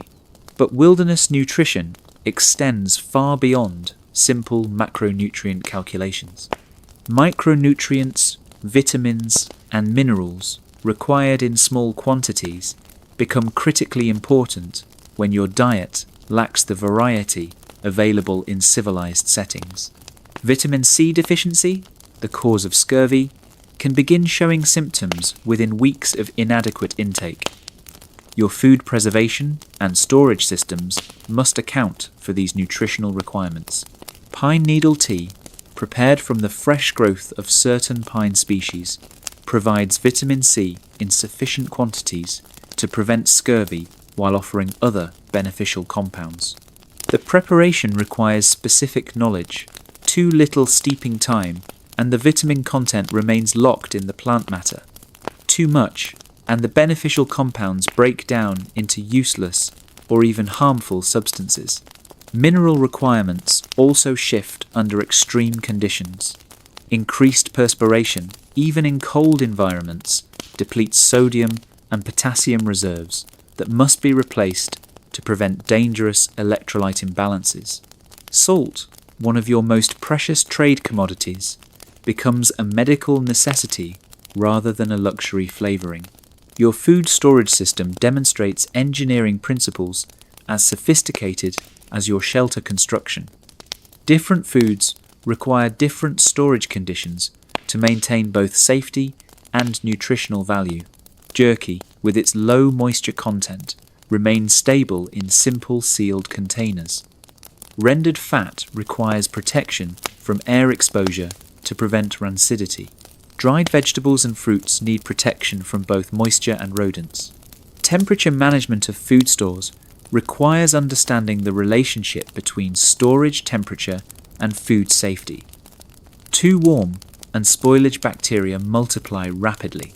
Too cold and some foods lose nutritional value or become impossible to prepare. Your storage areas take advantage of thermal gradients within your shelter, positioning different foods at locations that provide optimal conditions for their specific requirements. Food preparation in extreme conditions involves techniques that maximize nutritional extraction while minimizing fuel consumption. Soups and stews, prepared in your largest pot, provide hot meals that warm your core temperature while extracting maximum nutrition from limited ingredients. The cooking liquid itself becomes part of the meal, preventing the loss of water-soluble vitamins that would be discarded if foods were prepared separately. Portion control requires discipline that can mean the difference between running out of food midwinter and having adequate reserves for unexpected emergencies. You've calculated your food supplies to provide adequate nutrition for specific time periods based on estimated consumption rates, but actual consumption varies with activity levels, stress, and individual metabolic responses to extreme conditions. Rationing strategies must account for psychological factors as well as physiological ones. Severe caloric restriction can lead to obsessive thoughts about food that interfere with clear thinking and decision-making. Eating patterns that provide psychological satisfaction, regular meal times, adequate portion sizes, occasional variety help maintain mental stability during extended isolation. Emergency food procurement provides backup options when stored supplies run low or unexpected circumstances extend your isolation period. Bark from certain tree species, properly prepared, provides emergency carbohydrates when other options aren't available. Inner bark from pine, aspen, and birch trees contains starches that can be processed into edible flour using simple tools and techniques. Small game trapping, even during severe weather, can supplement stored food supplies with fresh protein and essential nutrients not available in preserved foods. Your trap line, established before the storm began, requires daily checking that provides both exercise and potential food procurement. Rabbits, squirrels, and other small animals remain active during winter and provide high-quality nutrition when captured. Food preparation tools must function reliably under extreme conditions while conserving precious fuel. Sharp knives, maintained with proper technique and tools, reduce the energy required to prepare foods for cooking. Efficient cutting techniques maximize surface area exposure, reducing cooking times and fuel consumption while ensuring thorough heating for food safety. Water management intersects with food preparation in ways that affect both nutrition and fuel efficiency. Foods that require extensive cooking liquid consume precious water that must be melted from snow. Cooking techniques that minimize water requirements, roasting over open flames, using food's natural moisture content, conserve both water and fuel, while often providing superior nutritional value. Meal timing affects both digestion and thermal management. Large meals consumed when your body temperature is already elevated by fire tending and physical activity provide optimal digestion and nutrient absorption. Eating when your core temperature is low forces your body to divert energy from digestion to heating, reducing nutritional efficiency. Food waste prevention becomes critical when resupply isn't possible for months. Every scrap of edible material must be utilized efficiently. Bones provide marrow and can be processed into soup stock that extracts additional nutrients. Organ meats, often discarded in times of abundance, become essential sources of vitamins and minerals not available in muscle tissue. Spoilage prevention requires constant vigilance and immediate action when problems are detected. Foods showing early signs of spoilage must be processed immediately, cooked thoroughly to destroy harmful bacteria while salvaging nutritional value. The difference between recognizing spoilage early enough to save the food versus losing entire food stores to contamination can be measured in weeks of survival time. Your evening meal, carefully portioned and efficiently prepared, provides not just nutrition but psychological comfort during the darkest hours of mountain isolation. The ritual of food preparation, the warmth of hot meals, the satisfaction of adequate nutrition, all contribute to mental resilience that's as important for survival as the calories themselves. Your survival depends entirely on a collection of tools that, to civilized eyes, might appear crude and primitive. But each implement, hanging from wooden pegs driven into your log walls, represents generations of refinement, testing, and improvement by men whose lives depended on their tools' reliability under the most demanding conditions imaginable. The axe occupies the position of honor nearest your fire, not out of sentiment, but because it's your most critical survival tool. This isn't the broad, heavy, splitting axe used by farmers and woodsmen in gentler climates. Your mountain axe is a precision instrument, carefully balanced for extended use in extreme conditions, with a head weight and handle length calculated to provide maximum efficiency, while remaining light enough for extended use by a man whose caloric intake is carefully rationed. The steel head was forged by a blacksmith in Street Lewis, who understood that mountain men's lives depend on tool quality. The carbon content is precisely controlled to provide hardness sufficient to hold a sharp edge, while maintaining enough flexibility to prevent shattering in extreme cold.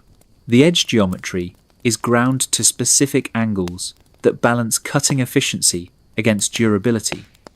Too acute, and the edge chips on frozen wood too obtuse, and it becomes inefficient for precision work. But the handle represents equally sophisticated engineering. Hickory wood, selected for its strength and shock absorption properties, is shaped to specific dimensions that distribute impact forces evenly while providing secure grip under any conditions. The grain orientation runs parallel to the stress lines, preventing failure at the critical junction between head and handle. Even the surface texture is carefully controlled, providing grip without creating blisters during extended use. Maintaining your axe requires daily attention and sophisticated understanding of metallurgy. The edge must be kept sharp enough to cut efficiently, but not so sharp that it becomes fragile. Your sharpening stones, carried from the settlements at considerable expense in weight and space, provide the controlled abrasion necessary to maintain optimal edge geometry. Sharpening technique involves more than simply running the blade across a stone. The angle must remain consistent throughout the edge length. The pressure must be controlled to remove metal uniformly without creating weak spots or irregularities. Even the direction of sharpening strokes affects the final edge quality, with alternating sides preventing the formation of a wire edge that appears sharp but fails under load.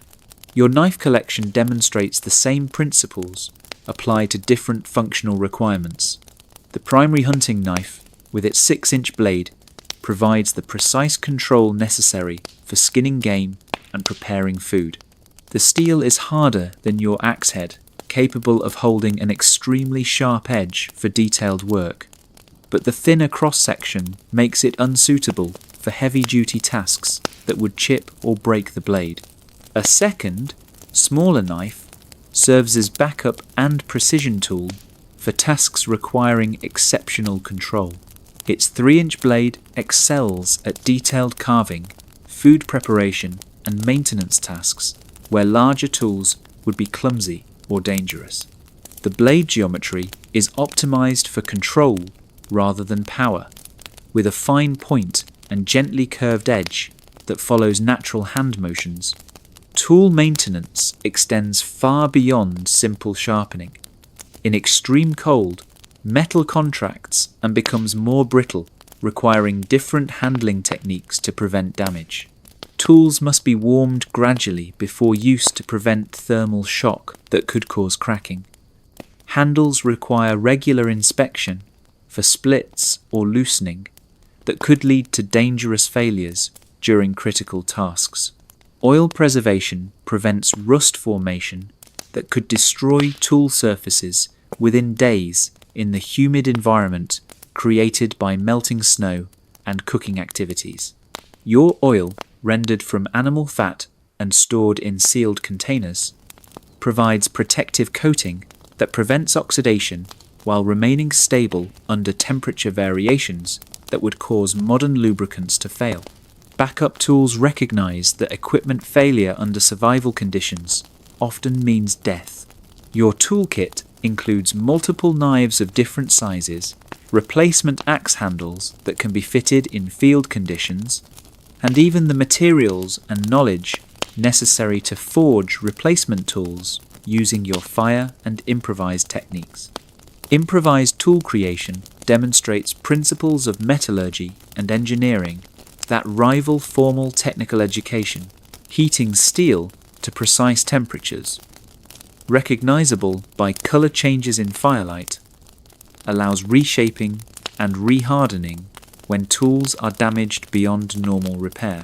Water quenching and tempering restore proper hardness while preventing brittleness that would cause immediate failure.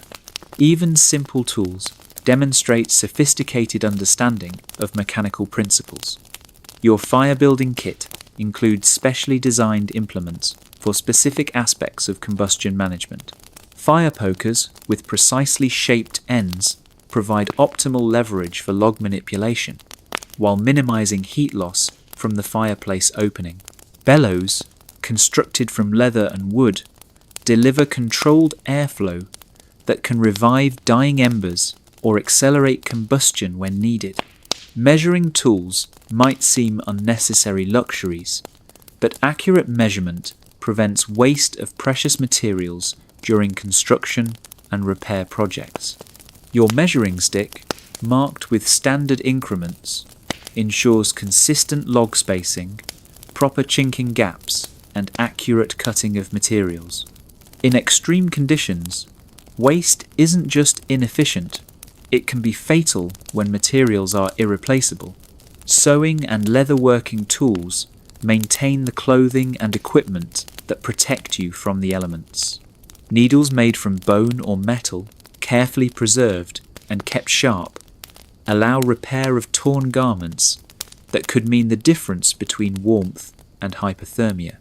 Awls for punching holes, knives for cutting leather, and specialized tools for working with different materials keep your protective equipment functional. Tool storage and organization prevent loss or damage while ensuring quick access during emergencies. Each tool has a designated location where it can be found immediately, even in darkness or during crisis situations. Protective sheaths and wrappings prevent damage from moisture, impact, or contact with other tools that could dull cutting edges. Weather protection for tools requires understanding how different materials respond to extreme conditions. Wooden handles absorb moisture and can split if not properly sealed. Metal surfaces rust rapidly in humid conditions, but become brittle in extreme cold. Leather components dry out and crack, unless regularly treated with preservative oils. Emergency tool replacement techniques allow creation of functional implements when primary tools are lost or damaged. Knapped stone edges, lashed to wooden handles, can provide cutting capability when steel tools aren't available. Bone implements, carved from food animal remains, serve as needles, awls, and detailed carving tools when metal equivalents are damaged. Tool safety becomes critical when medical help is months away and injuries can quickly become fatal. Proper handling techniques, developed through experience and training, prevent accidents that could disable or kill isolated mountain men. Even minor cuts, infected in unsanitary conditions, can develop into life-threatening complications. Your tools represent more than implements. They're extensions of your knowledge, skill, and will to survive. Each has been tested under conditions that would destroy inferior equipment, modified to meet specific requirements, and proven reliable when failure isn't an option. In the hands of a skilled mountain man, these simple tools provide the technological foundation for surviving in conditions that would be impossible for unprepared individuals. As you complete your daily tool maintenance routine, carefully cleaning and oiling each implement before returning it to its designated location, you're not just preserving equipment, you're maintaining the technological edge that separates successful mountain men from those who become statistics in the endless struggle between human determination and natural forces. The disaster begins at 3:17 inches the morning.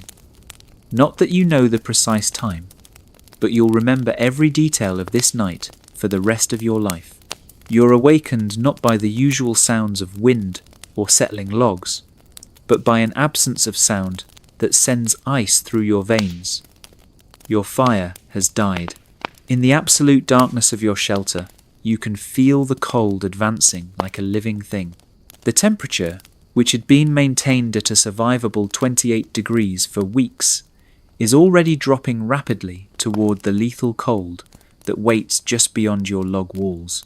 You have perhaps 30 minutes before the situation becomes life-threatening, and maybe 2 hours before it becomes unsurvivable. Your hands, already stiffening in the rapidly cooling air, fumble for the fire-starting materials that should be within easy reach of your sleeping area. But nothing is where it should be. In the absolute darkness, disoriented by the sudden crisis, you can't locate the carefully organized emergency supplies that represent your only hope of rekindling life-saving heat. This is every mountain man's nightmare scenario. Multiple system failures cascading into a life-threatening emergency when you're at your most vulnerable.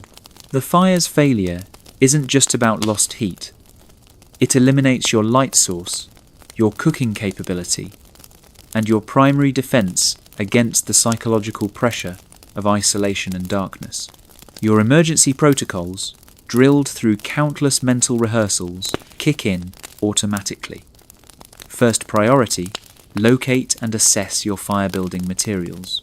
Your hands sweep systematically across the floor near your sleeping platform, searching for the tinderbox that should contain dry material capable of catching spark even in these conditions. The tinderbox is there, but as you open it, disaster compounds disaster. The contents are damp.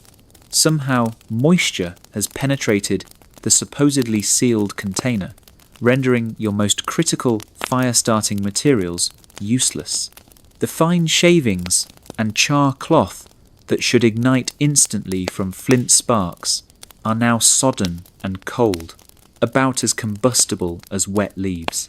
Panic begins to creep in around the edges of your consciousness, the kind of panic that has killed more mountain men than grizzly bears or Indian raids.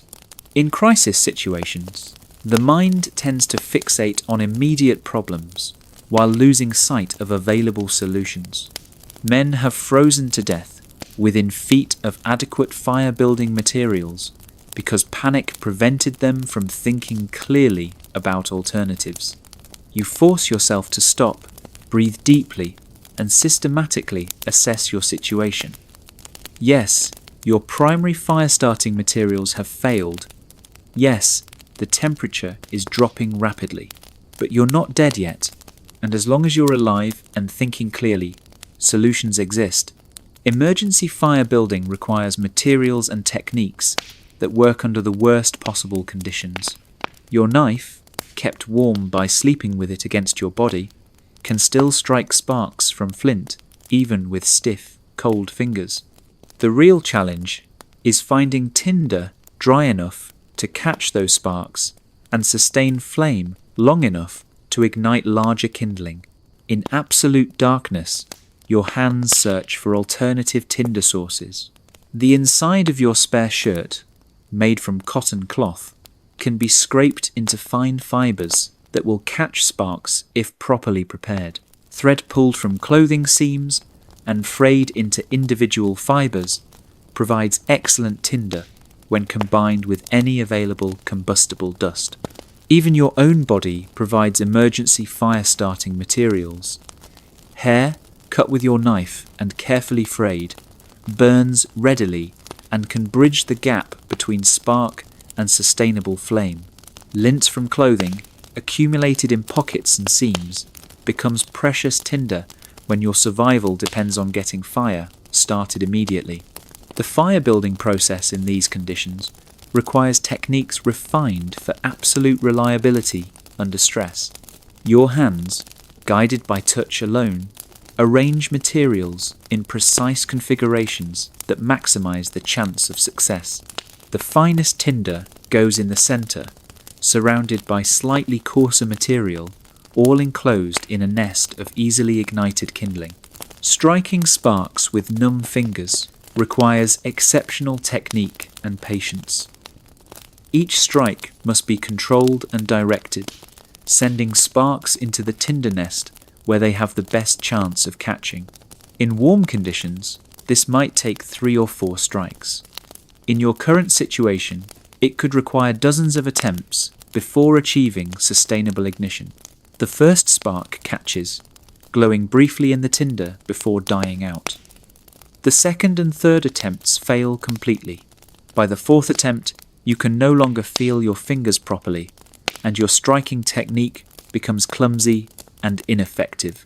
This is the moment when many men give up, accepting death rather than continuing the seemingly impossible task of creating fire from frozen materials. But mountain men don't survive by giving up. They survive by understanding that persistence, technique, and absolute determination can overcome conditions that seem impossible.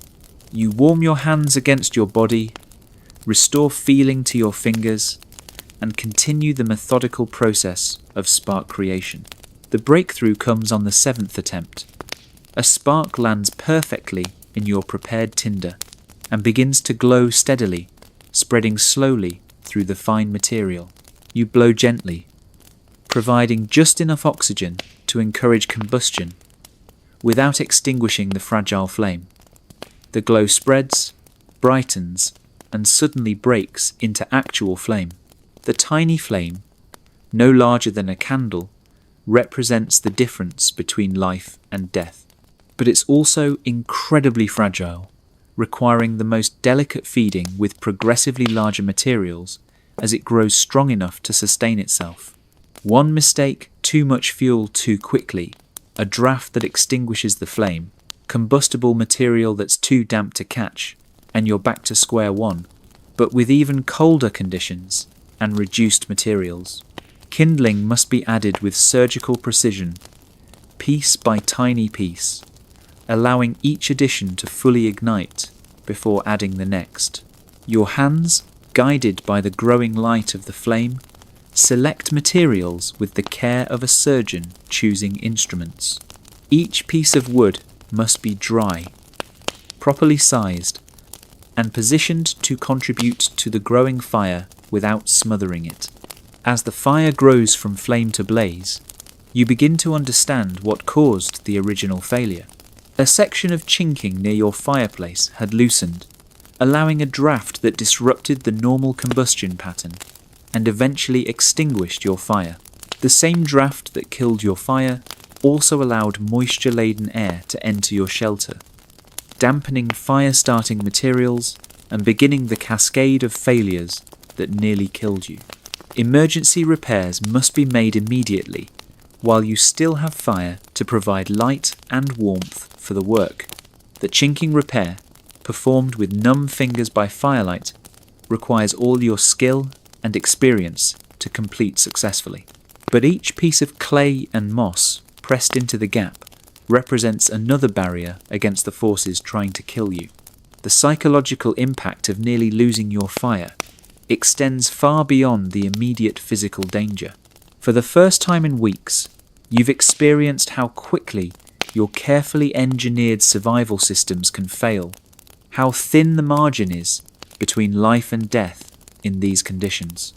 The confidence that comes from successful preparation and solid routine has been shaken by the realization that disaster can strike without warning. But there's also a deeper satisfaction in successfully handling the crisis. You've faced the mountain man's ultimate test-complete system failure under life-threatening conditions and emerged successful through skill, determination, and refusal to accept defeat. This night will become part of your mental arsenal of experience, proof that you can survive even when everything goes wrong. As your restored fire burns steadily and warmth returns to your shelter, you complete emergency preparations that should prevent similar failures. Backup tinder, stored in multiple locations and containers, ensures redundancy in critical fire-starting materials. Additional chinking materials, kept ready for immediate use, allow rapid response to weatherproofing failures. Week 6 of the storm brings a new enemy, one more insidious than cold or hunger, the slow dissolution of your sense of time, purpose, and identity. The endless cycle of grey days and black nights has begun to blur together into an amorphous mass of existence that threatens to undermine your psychological foundation as surely as failed chinking could destroy your physical shelter. Time, which once moved in predictable patterns marked by sunrise, noon, and sunset, has become elastic and unreliable. Days seem to stretch endlessly when filled with routine maintenance tasks, yet weeks appear to have passed in what feels like moments when you attempt to remember specific events. Without external reference points, your internal chronometer begins to drift, creating disorientation that affects everything from sleep patterns to decision-making ability. Your response to this temporal dissolution involves creating artificial structure that replaces the natural rhythms you've lost. A calendar carved into a piece of wood with your knife provides visual confirmation of time's passage. Each day gets marked with a deliberate scratch, creating a physical record that your mind can reference when memory becomes unreliable. But mere timekeeping isn't sufficient to maintain psychological health. The human mind requires variety, challenge, and growth to function optimally. In your current situation, where each day brings identical tasks and challenges, mental stagnation becomes a genuine threat to survival. Boredom isn't just uncomfortable, it's dangerous when it leads to carelessness, poor decision-making, or the kind of despair that causes men to abandon adequate shelter during deadly storms.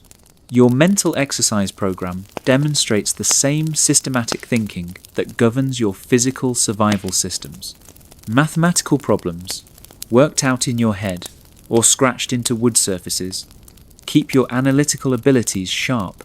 You calculate complex problems, the rate of firewood consumption under different weather conditions, the geometric relationships required for optimal shelter construction, even abstract mathematical concepts that have no immediate practical application but keep your mind functioning at high levels. Memory exercises serve multiple purposes beyond simple mental maintenance. You systematically recall and analyze every significant event from your past, not just reliving experiences, but examining them for lessons that might apply to current circumstances. These mental expeditions into personal history provide both entertainment and education, keeping your mind active while potentially revealing solutions to current problems. Storytelling becomes a sophisticated psychological tool rather than simple entertainment. You create detailed narratives, complete with character development, plot progression, and resolution. These aren't just random fantasies, they're structured mental exercises that maintain your ability to think sequentially, solve problems creatively, and envision positive outcomes even in difficult circumstances. The stories you create often involve scenarios related to your current situation. Mountain men facing similar challenges, detailed accounts of successful survival strategies, even imaginary conversations with other trappers about techniques and solutions.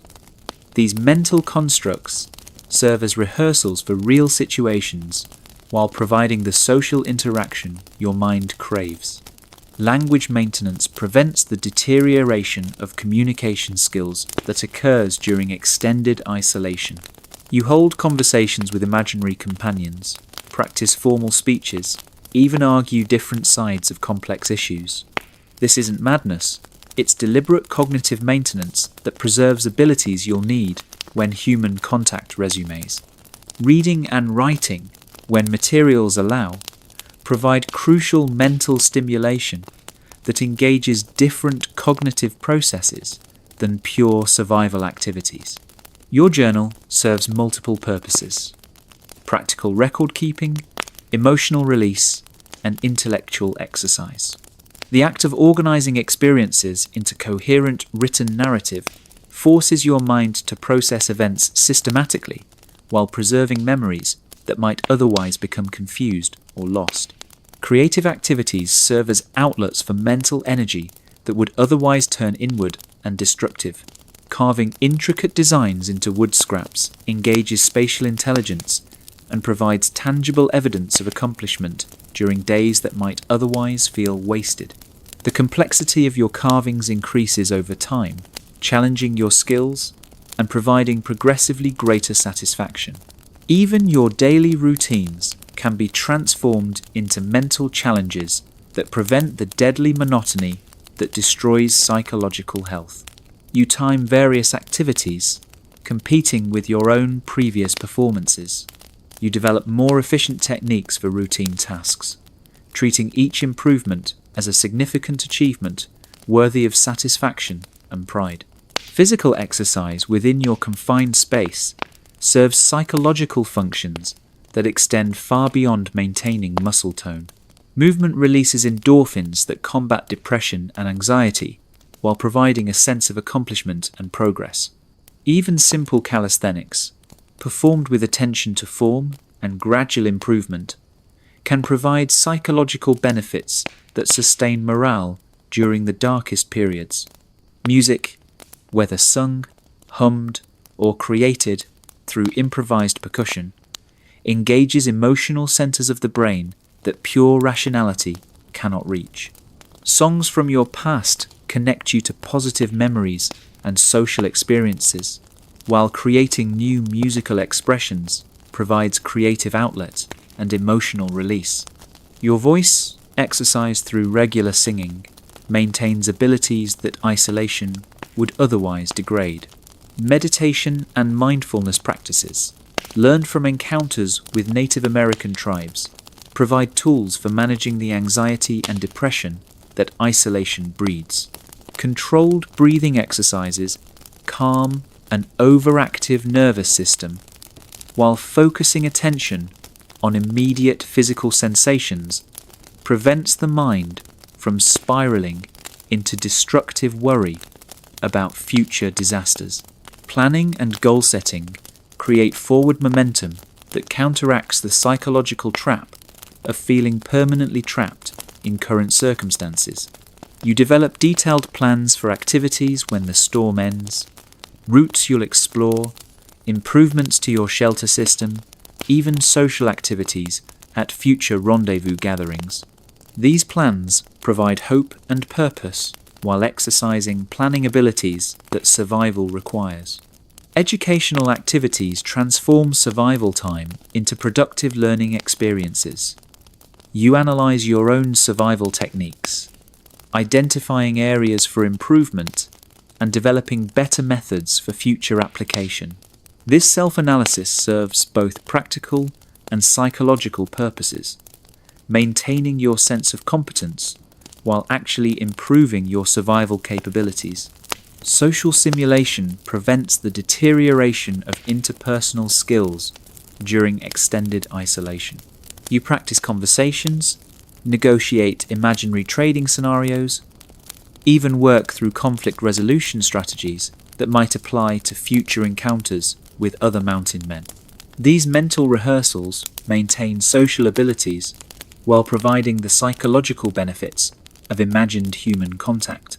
The most dangerous psychological trap is what mountain men call the grey thinking, a state where everything seems pointless, where the effort required for survival seems greater than the value of staying alive.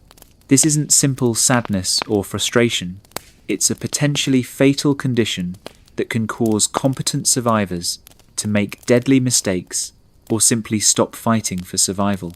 Combating grey thinking requires active, deliberate mental strategies rather than passive hope that mood will improve naturally.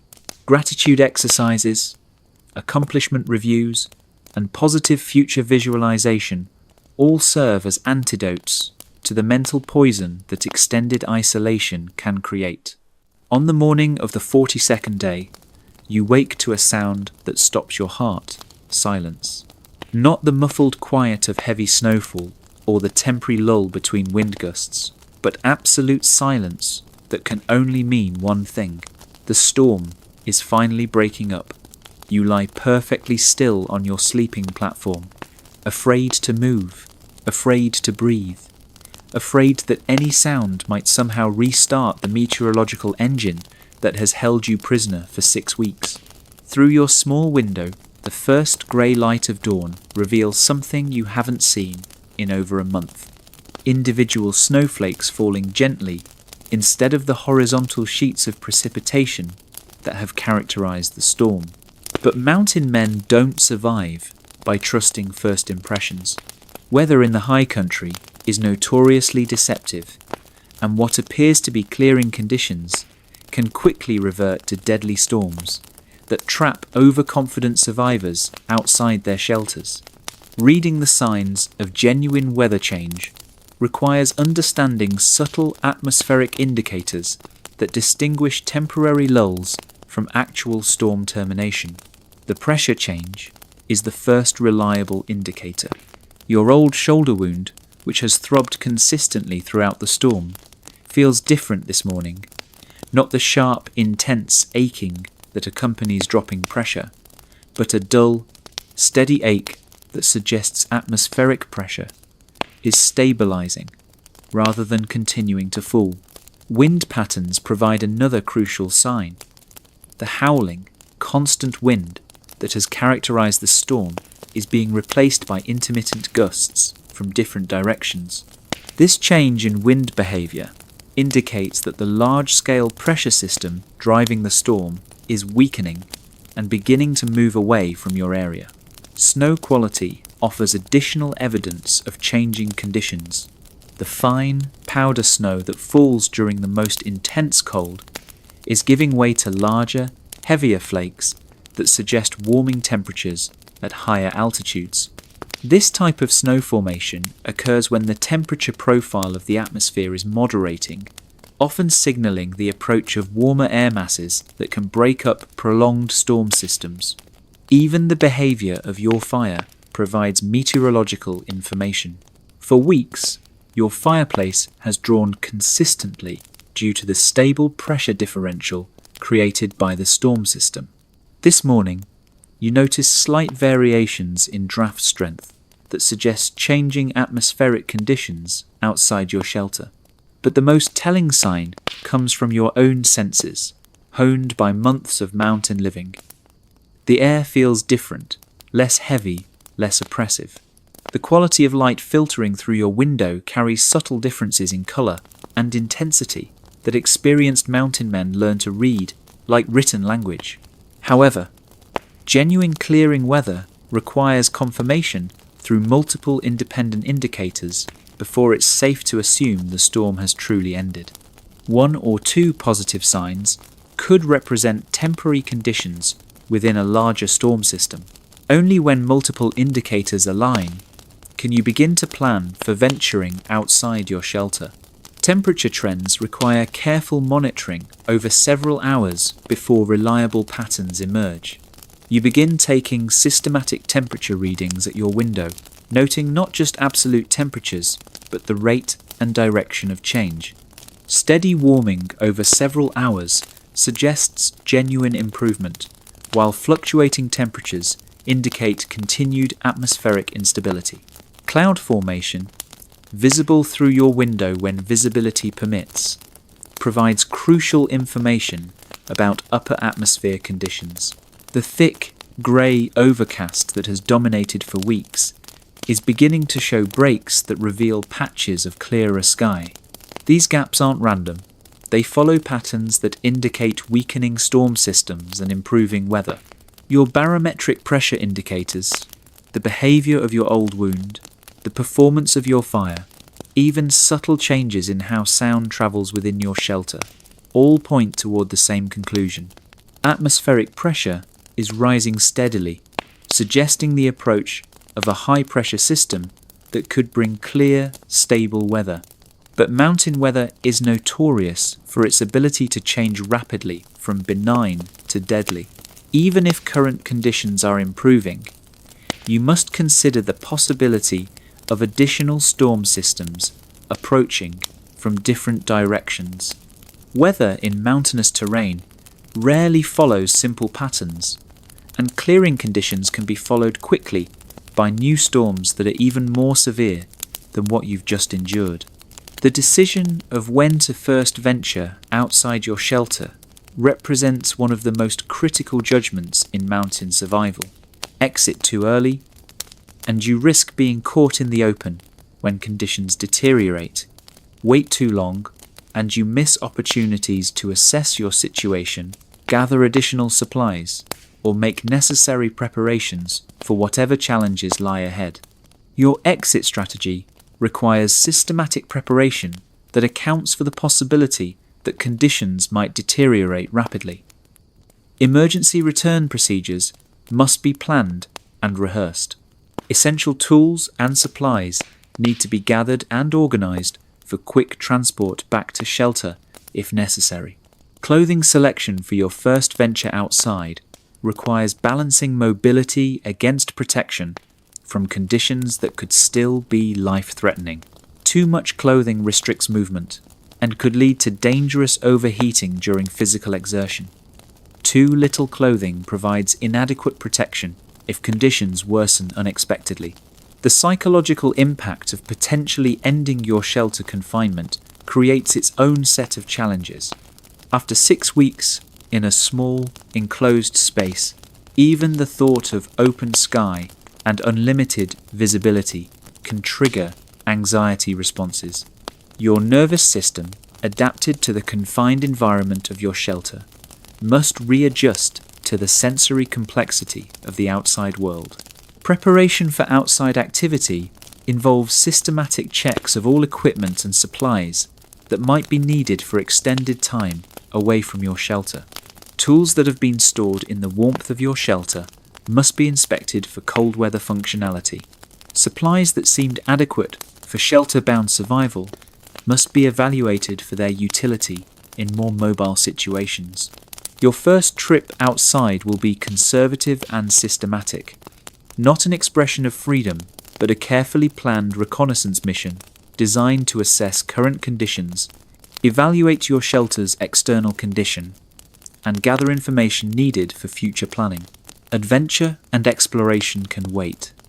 Right now, caution and systematic evaluation are the priorities that separate living mountain men from dead ones. Emergency procedures must be established for rapid return to shelter if conditions deteriorate. Predetermined routes, backup plans, and abort criteria all need to be clearly established before you even consider opening your door. The excitement of potential freedom from shelter confinement must be balanced against the reality that survival in mountain environments requires constant vigilance and conservative decision-making. The storm that imprisoned you for 6 weeks was just one challenge in an ongoing battle for survival that will continue as long as you remain in the high country. The wooden door of your shelter opens with surprising difficulty, not from any mechanical failure, but from the psychological weight of 6 weeks' imprisonment finally lifting from your shoulders. As you step across the threshold for the first time since the storm began, the sensory assault is overwhelming, brilliant white snow reflecting weak winter sunlight. The vast openness of sky and horizon, after weeks of log walls and air so cold and clean, it burns your lungs with its purity. The world outside has been transformed into something alien and magnificent. Snow lies in drifts 12 to 15 feet deep, completely reshaping the familiar landscape you knew before the storm. Trees that once towered overhead are now buried to their middle branches, creating a new ground level that makes navigation treacherous and disorienting. Your first task is assessing the external condition of your shelter, evaluating how well your engineering and construction have withstood 6 weeks of nature's most violent assault. The results are both encouraging and sobering. The basic structure has performed admirably, no major damage to walls, roof, or foundation systems. But the details reveal the intensity of what you've survived. Snow has accumulated against the north wall to a depth that nearly reaches the roofline, creating insulation that actually improved your shelter's thermal performance, but also adding structural loads that stressed the foundation systems. Ice formations around your chimney top tell the story of the temperature cycling and moisture management challenges you've overcome. The most dramatic change is in your immediate surroundings. Landmarks you used for navigation have disappeared under snowdrifts. The small creek that provided water during autumn is completely buried and frozen solid. Even the trail markers you established for finding your way to essential resources are now invisible beneath the transformed landscape. Wind patterns have carved the snow into sculptural formations that reveal the aerodynamic forces your shelter has endured. Sastrugi wind carved ridges and valleys in the snow surface, show wind directions and speeds that confirm your understanding of the storm's intensity and duration. Some of these formations rise 8 feet or more, testament to the sustained winds that have shaped them over weeks of continuous storm. Your firewood cache, carefully prepared and protected before the storm, tells its own story of survival margin calculations. You've consumed approximately 60% of your prepared supply, more than planned, but within acceptable parameters for a storm of this duration and intensity. The remaining wood, properly seasoned and protected, provides adequate reserves for several more weeks if necessary. But firewood assessment isn't just about quantity, it's about quality and accessibility. Some of your wood supply has been buried under snowdrifts that require significant excavation to access. Other portions show signs of moisture infiltration that could affect burning quality. Even successful preparation requires ongoing adaptation to changing conditions. Wildlife's sign in the fresh snow reveals how other creatures have survived the same storm that tested your engineering and determination. Rabbit tracks, already beginning to appear on wind-cleared ridges, indicate that small game animals have found their own survival strategies and are beginning to resume normal activity patterns. Larger game sign is notably absent, suggesting that elk and deer have migrated to lower elevations or found protected areas where survival was possible without the technological advantages available to human survivors. Understanding wildlife behavior provides insights into regional conditions and potential future challenges. Tree damage assessment reveals the mechanical forces your shelter has resisted. Several large pines show broken branches or complete blowdowns, evidence of wind speeds that exceeded what many natural structures could withstand. Your shelter's survival in conditions that destroyed mature trees validates the engineering principles and construction techniques that guided its creation. The psychological impact of emerging from prolonged confinement creates its own challenges and opportunities. The vast openness of mountain landscapes, after weeks in a confined space, triggers emotional responses that range from exhilaration to anxiety. Your eyes, adapted to the close visual focus required for shelter living, must readjust to tracking distant objects and managing unlimited sightlines. Sound behaves differently in the post-storm environment, with snow-covered surfaces absorbing and reflecting acoustic energy in ways that affect your ability to interpret auditory information. The silence that initially signaled storm's end is being replaced by subtle sounds, whined through buried branches, settling snow, the distant crack of stressed timber that provide information about current and changing conditions. Temperature variations in the outside environment are more extreme than the controlled conditions inside your shelter. Direct sunlight, even weak winter sun, can feel intensely warm after weeks of firelight. Shaded areas remain bitterly cold, creating microclimates that affect everything from comfort to safety during extended outside activity. Navigation in the transformed landscape requires new techniques and reference points. Familiar landmarks are buried or changed, traditional paths are impassable, and snow conditions create new hazards and opportunities. Your mental map of the territory must be updated to reflect current realities rather than pre-storm conditions. Equipment performance outside the shelter reveals how weeks of storage in controlled conditions have affected your gear. Tools that functioned perfectly in heated indoor conditions may behave differently in extreme cold. Clothing systems that provided adequate protection during brief outdoor excursions must now prove themselves during extended activity in harsh conditions. Snow condition assessment determines mobility options and safety considerations for future activities. The depth, density, and surface characteristics of snow accumulation affect everything from walking ability to avalanche risk. Understanding current snow conditions is essential for planning any extended activities away from your shelter. Avalanche hazard evaluation requires understanding how 6 weeks of storm conditions have affected slope stability throughout your area. New snow loads, wind loading patterns, and temperature cycling create avalanche conditions that didn't exist before the storm. Areas that were safe during autumn may now be deadly traps for unwary travellers. Resource availability has been fundamentally altered by the storm's effects. Water sources are buried and frozen, requiring different procurement techniques. Emergency food sources, game trails, edible plants, emergency shelter materials are all affected by the changed conditions. As evening approaches on this first day of freedom from your storm shelter, you sit beside your fire, the same fire that has been your constant companion, protector, and lifeline for 43 days, and reflect on what the mountains have taught you about survival, engineering, and the fundamental relationship between human ingenuity and natural forces. The storm that held you prisoner wasn't just a weather event, it was a comprehensive examination of every survival system, technique, and principle that separates living mountain men from those who become cautionary tales.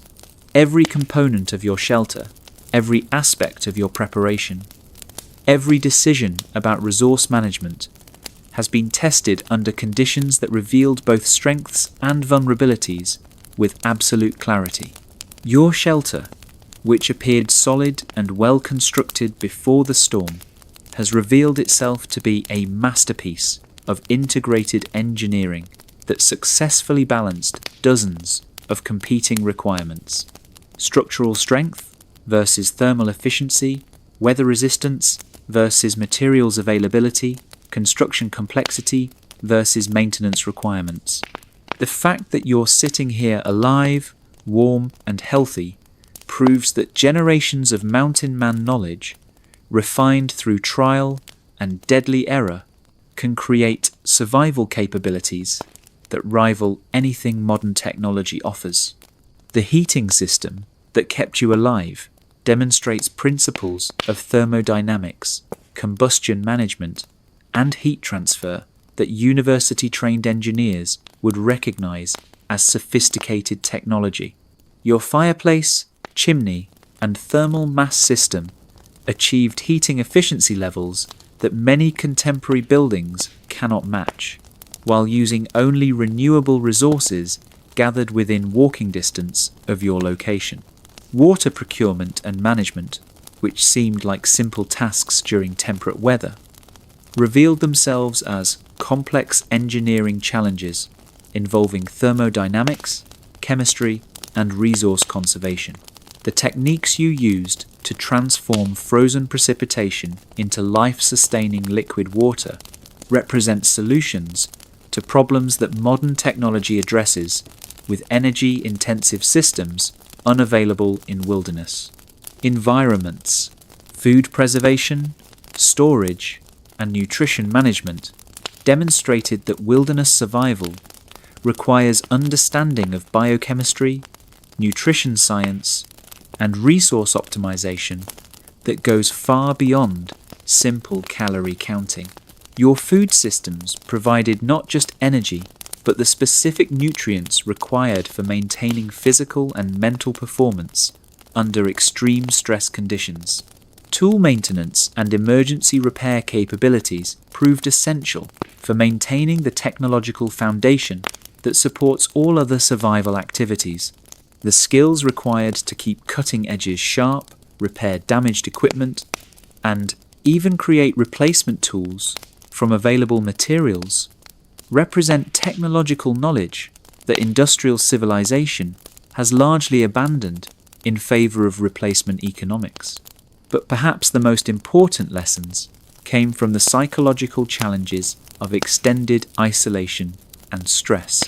The mental techniques you used to maintain stability, motivation, and clear thinking under conditions that drive many men to fatal panic represent sophisticated understanding of human psychology and stress management. The integration of all these systems, shelter, heating, water, food, tools, and mental resilience, created a survival capability greater than the sum of its individual components. Each system supported and reinforced the others, creating redundancy and resilience that allowed you to survive cascade failures that would have been fatal if any single system had been your only defense against the storm. Your experience validates the fundamental principle that guides all successful mountain men. Survival in extreme environments requires understanding and applying natural laws rather than fighting against them. Your shelter worked with natural forces, wind patterns, thermal dynamics, material properties, instead of trying to oppose them directly. The storm also revealed the narrow margins that separate success from catastrophe in mountain survival. Multiple times during the past 6 weeks, single points of failure could have cascaded into life-threatening emergencies. The night your fire died, the structural failure that required emergency repair, the chimney blockage that threatened carbon monoxide poisoning. Each represented moments when survival hung on knowledge, preparation, and skill rather than luck. But survival margin analysis also reveals the robust redundancy built into properly designed mountain man systems. When primary systems failed, backup procedures and alternative techniques provided reliable pathways to solutions. When preparation proved inadequate, improvisation based on solid understanding of underlying principles filled the gaps. The knowledge you've gained extends far beyond personal survival techniques. You now understand the environmental factors, material properties, and engineering principles that determine success or failure in extreme conditions. This knowledge makes you not just a survivor, but someone capable of teaching others the techniques that separate living mountain men from dead ones. Most importantly, you've learned that survival in extreme environments isn't about conquering nature or proving human superiority over natural forces. It's about understanding natural laws well enough to work within them, using human intelligence to find sustainable solutions to challenges that would be impossible to overcome through strength or technology alone. The storm that ended this morning was unique in its intensity and duration, but the principles you used to survive it apply to any extreme survival situation. Site selection, structural engineering, thermal management, resource conservation, psychological resilience. These foundations support survival in any challenging environment.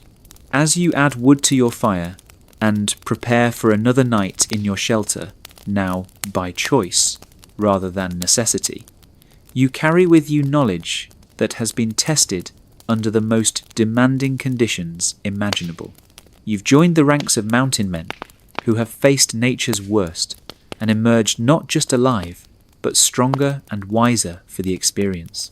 The mountains that tested you so severely have also taught you that human determination, properly applied through sound technique and careful preparation, can overcome challenges that seem impossible. This knowledge becomes part of who you are, informing every future decision and providing confidence that whatever challenges lie ahead, you possess the skills and understanding necessary to meet them successfully. Tomorrow will bring new challenges, new tests of your survival skills and mountain wisdom.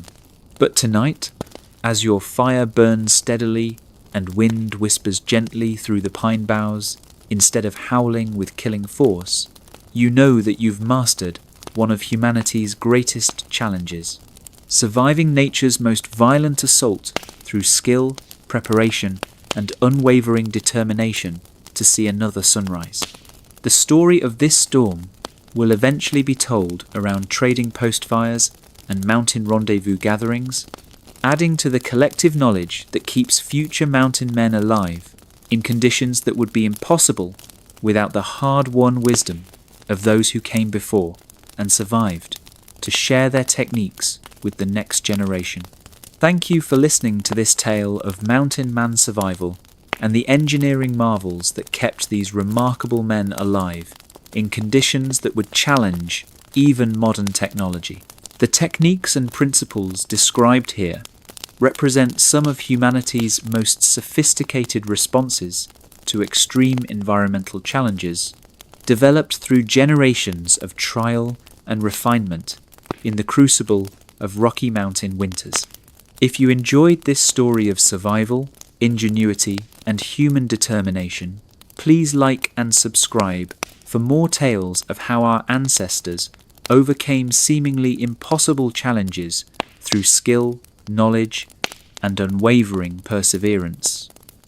The mountains still stand, still test those brave enough to enter their domain, and the lessons learned by mountain men remain as relevant today as they were 2 centuries ago, upon which all other survival efforts depend.